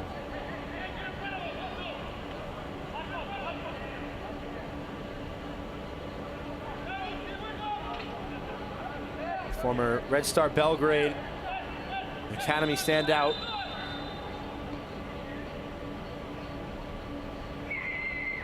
And the talking to as Liam Butts has drawn some unwanted attention. Everybody else crowding the penalty mark.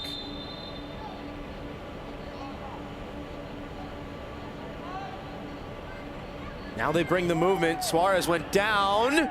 Souza went up for it, and it came off his inner thigh.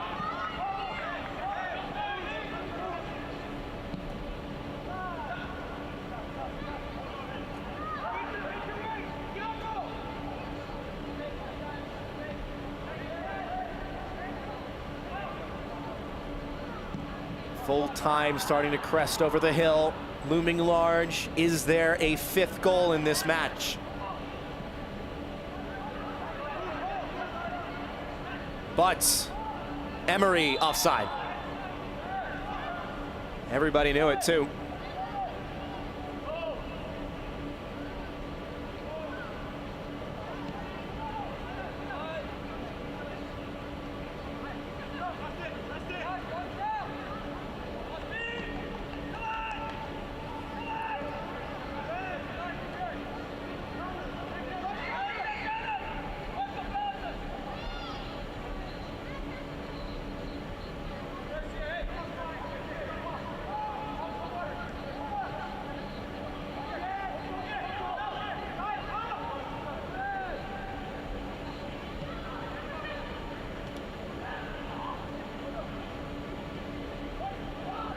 Butts charging forward, heavy touch. He's gonna get onto it though.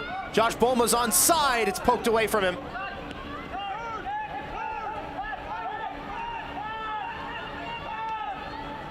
Edwards, breakneck speed of this match in the 90th minute. Back and forth. Is there a winner?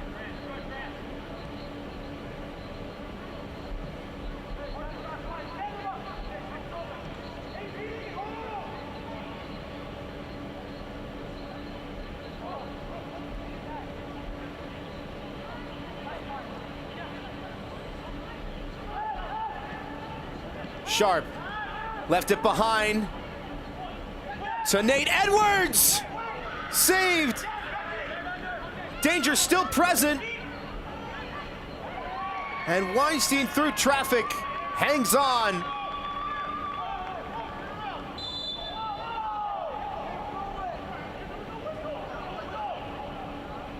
Weinstein put it down. There was no whistle by the words of Charlie Sharp.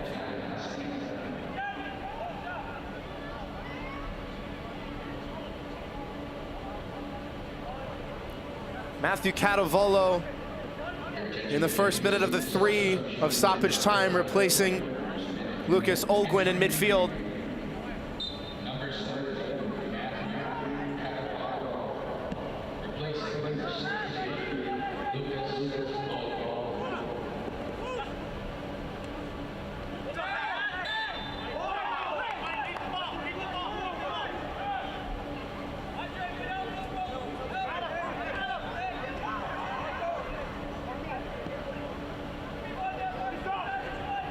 Di Rosario.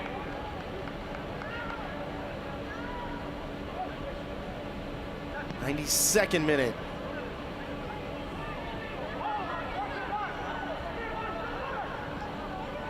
Overlapping run made on the far side. Klein defending. Altobelli with a nice flick.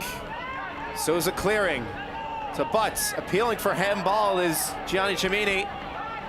He's still got his arm up. And there's a yellow card challenge to stop the attack.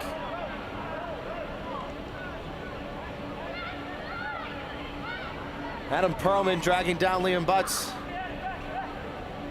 The Academy product into the book.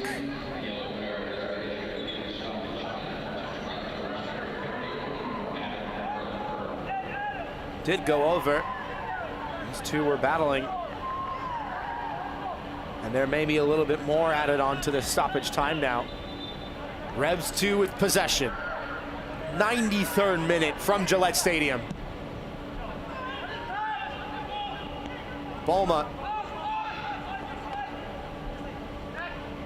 Beaten to it by Edwards. Edwards at pace. Still has the fitness. Tried to squeeze it through. Couldn't pick out Julian Altobelli.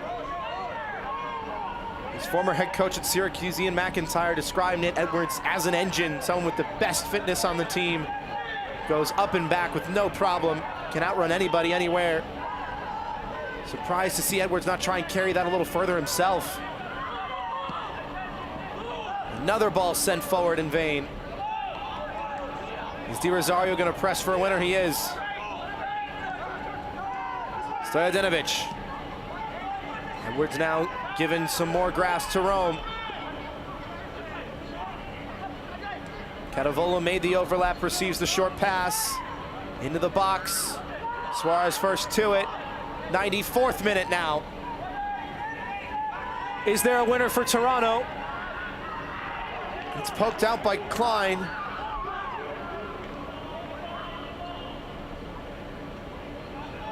Julian Altobelli, who scored back in the 8th minute, will swing in the corner kick.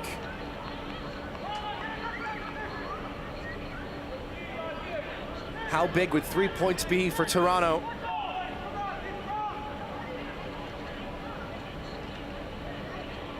As they try to keep their playoff hopes alive.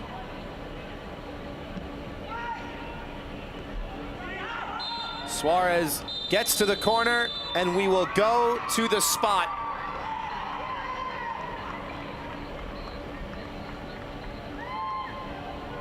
For the 4th straight meeting between these two sides,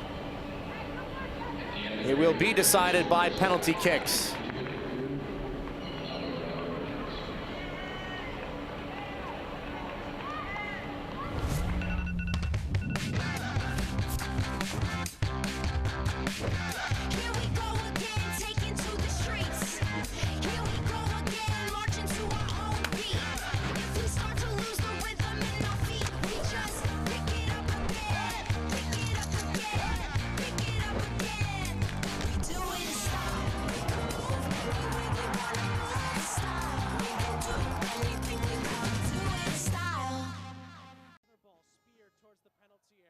At the end of regulation, since the teams are tied on the scoreboard, the match will extend to a shootout, with each team having 5 attempts. If the teams are tied after 5 attempts, they will go to sudden death. The shootout winner will receive an extra point in the regular season standings. So just to refresh, it will be 1 point for both of these sides. New England mathematically eliminated from the playoffs. Toronto, not just yet, so that second point could be crucial. Nobody going to be taking home 3. But that last point, especially for Toronto, could be everything. 4 goals in regulation. 2 for each team, 2 in each half. Let's take a look at how we got here. 8th minute. Malcolm Fry brings down Theo Rigopoulos. And from 12 yards, Julian Altobelli continues his best season in the eyes of his head coach and his 3rd consecutive game with a goal from the penalty mark. 1-0 Toronto. New England would find the equalizer against the grain, really, in the 41st minute. Tapped home shortly before halftime. The Arbians header saved. Marcos Diaz with his first of the night, and then his second in the 48th to become the Revs' 2 outright leading goal scorer with 9. And this deadly strike, Charlie Stanleyland, his second on the year, and the second for Toronto.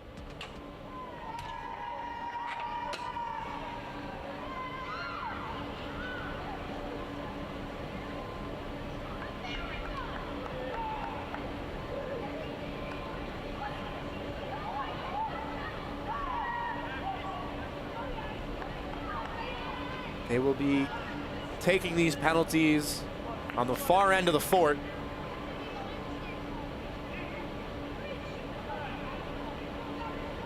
Both teams will get a point. Toronto really need that second point if they want to keep the playoff hopes alive.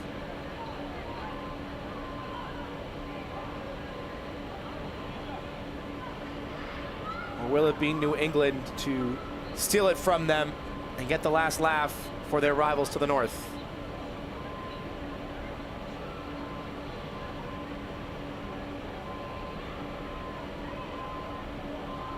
It will be New England to take the first spot kick. And it looks like Marcos Diaz, the man with the brace tonight, will begin the proceedings.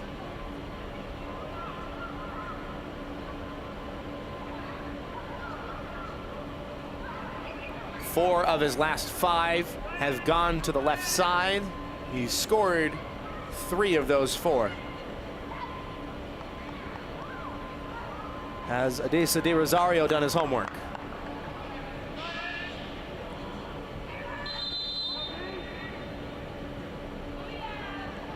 Marcos Diaz has got the hot foot, takes his time with the run-up, and an authoritative penalty down the middle.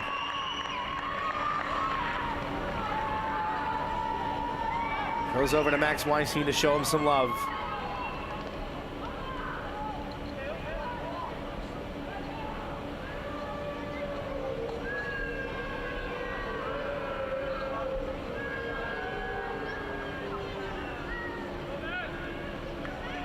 Hassan Ayari next to step up.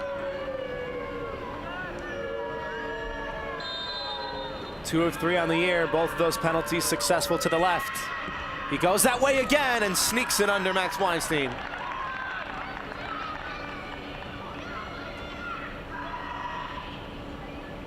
Toronto 0-4 in penalty shootouts last year. Have lost their last 7 in a row dating back to 2023. Josh Boma will be next. He scored the 3 he's had stretching back to last season. He's gone to the bottom left with 2, bottom right with 1. Stutter step run up, the goalie doesn't move and calmly rolled into the bottom right. Boma with the stare down. Makes it 2-1 Revs 2. De Rosario didn't flinch. Boma didn't mind. Julian Altabelli next up for the visitors.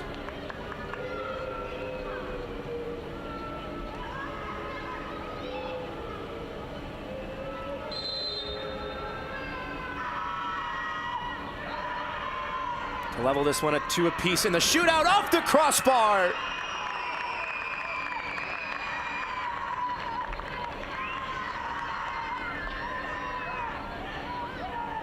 Advantage New England. Tried to pick out the top left corner and too high.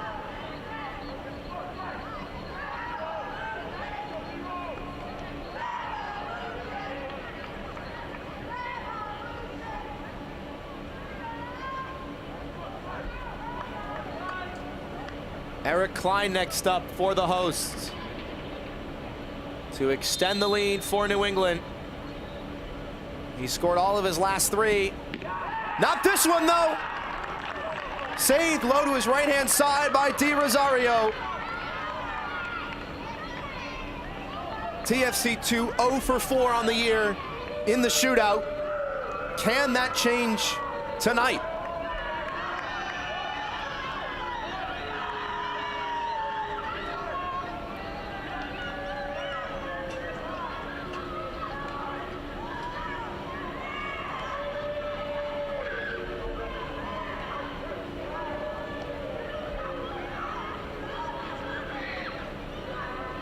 Mark Fisher has scored all 3 of his penalties this year. Golden opportunity to level this one in the 3rd round. Quick run up, rifled into the side netting.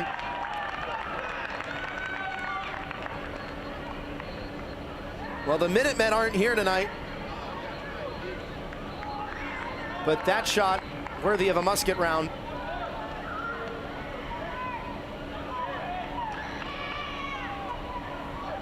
Santiago Suarez.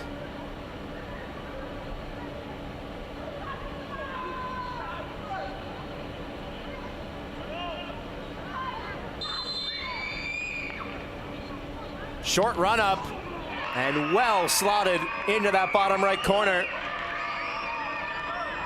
Telegraphed where he was going, but had the authority to place it into the side netting.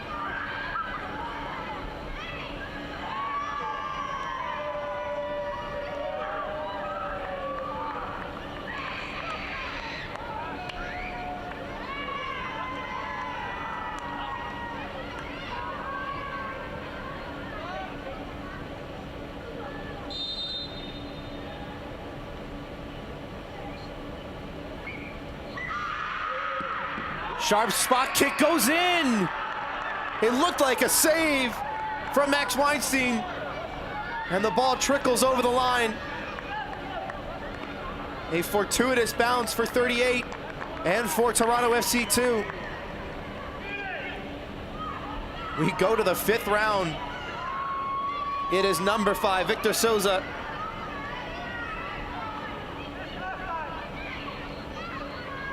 Has 1 penalty this year, which he scored at mid-height to the left side. 3-3, round number 5. It is Souza into the back of the net. Di Rosario can't believe he didn't get a hand to it.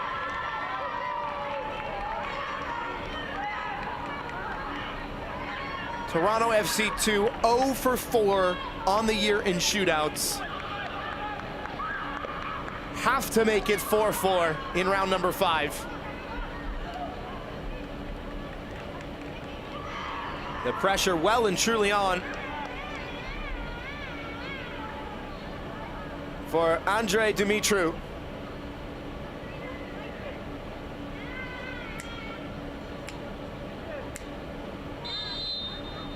Weinstein in the way, trying to stay loose.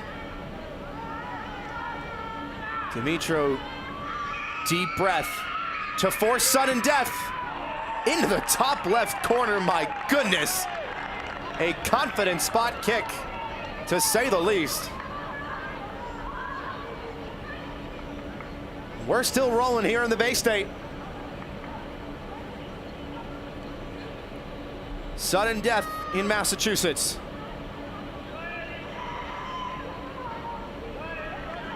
Liam Butts' turn from 12 yards.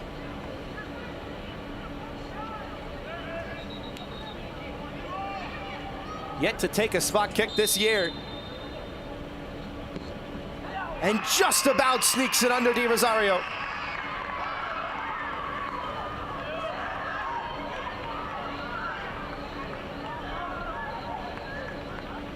Into the bottom left corner, and Di Rosario almost getting 2 hands to it. Read it all the way.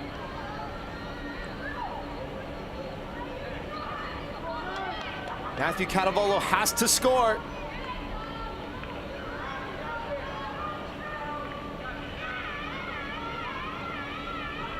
Two spot kicks this year, both to the left-hand side. Scored one of them, missed the other. Was substituted in the second half stoppage time. Catavolo We're still going. 5-5 into round number 7. And credit to Toronto FC too. 0 for 4 this year in shootouts. In the sudden death. And still taking penalty kicks with plenty of confidence.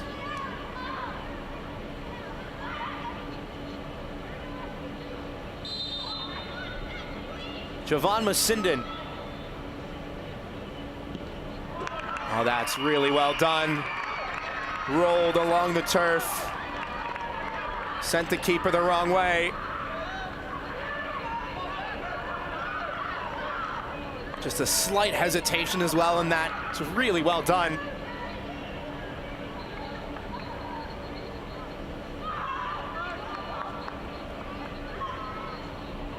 And it will be the goalkeeper, Adisa Di Rosario, for Toronto. Has to score in the 7th round, and he doesn't! Weinstein makes the save. Revs 2 steal the 2nd point on home turf.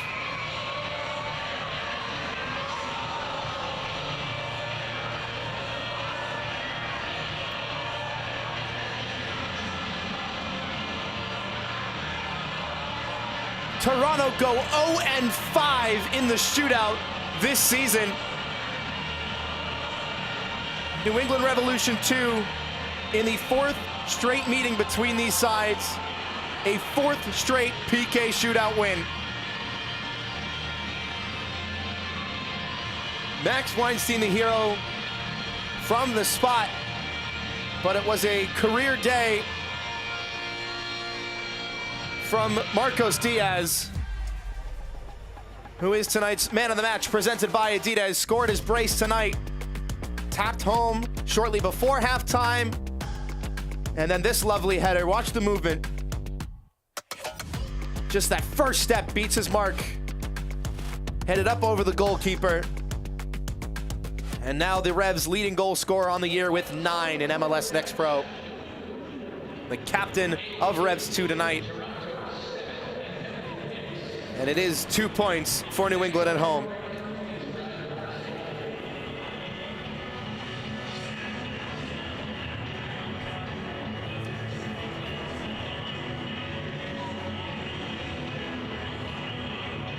The final score from Foxborough, Massachusetts. New England Revolution 2-2, Toronto FC 2-2 with New England, the 6-5 victors in the shootout.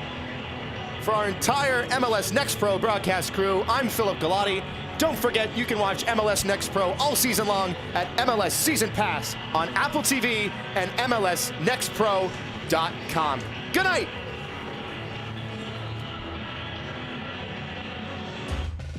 This copyrighted broadcast of Major League Soccer may not be retransmitted, reproduced, or rebroadcast without the express written consent of Major League Soccer.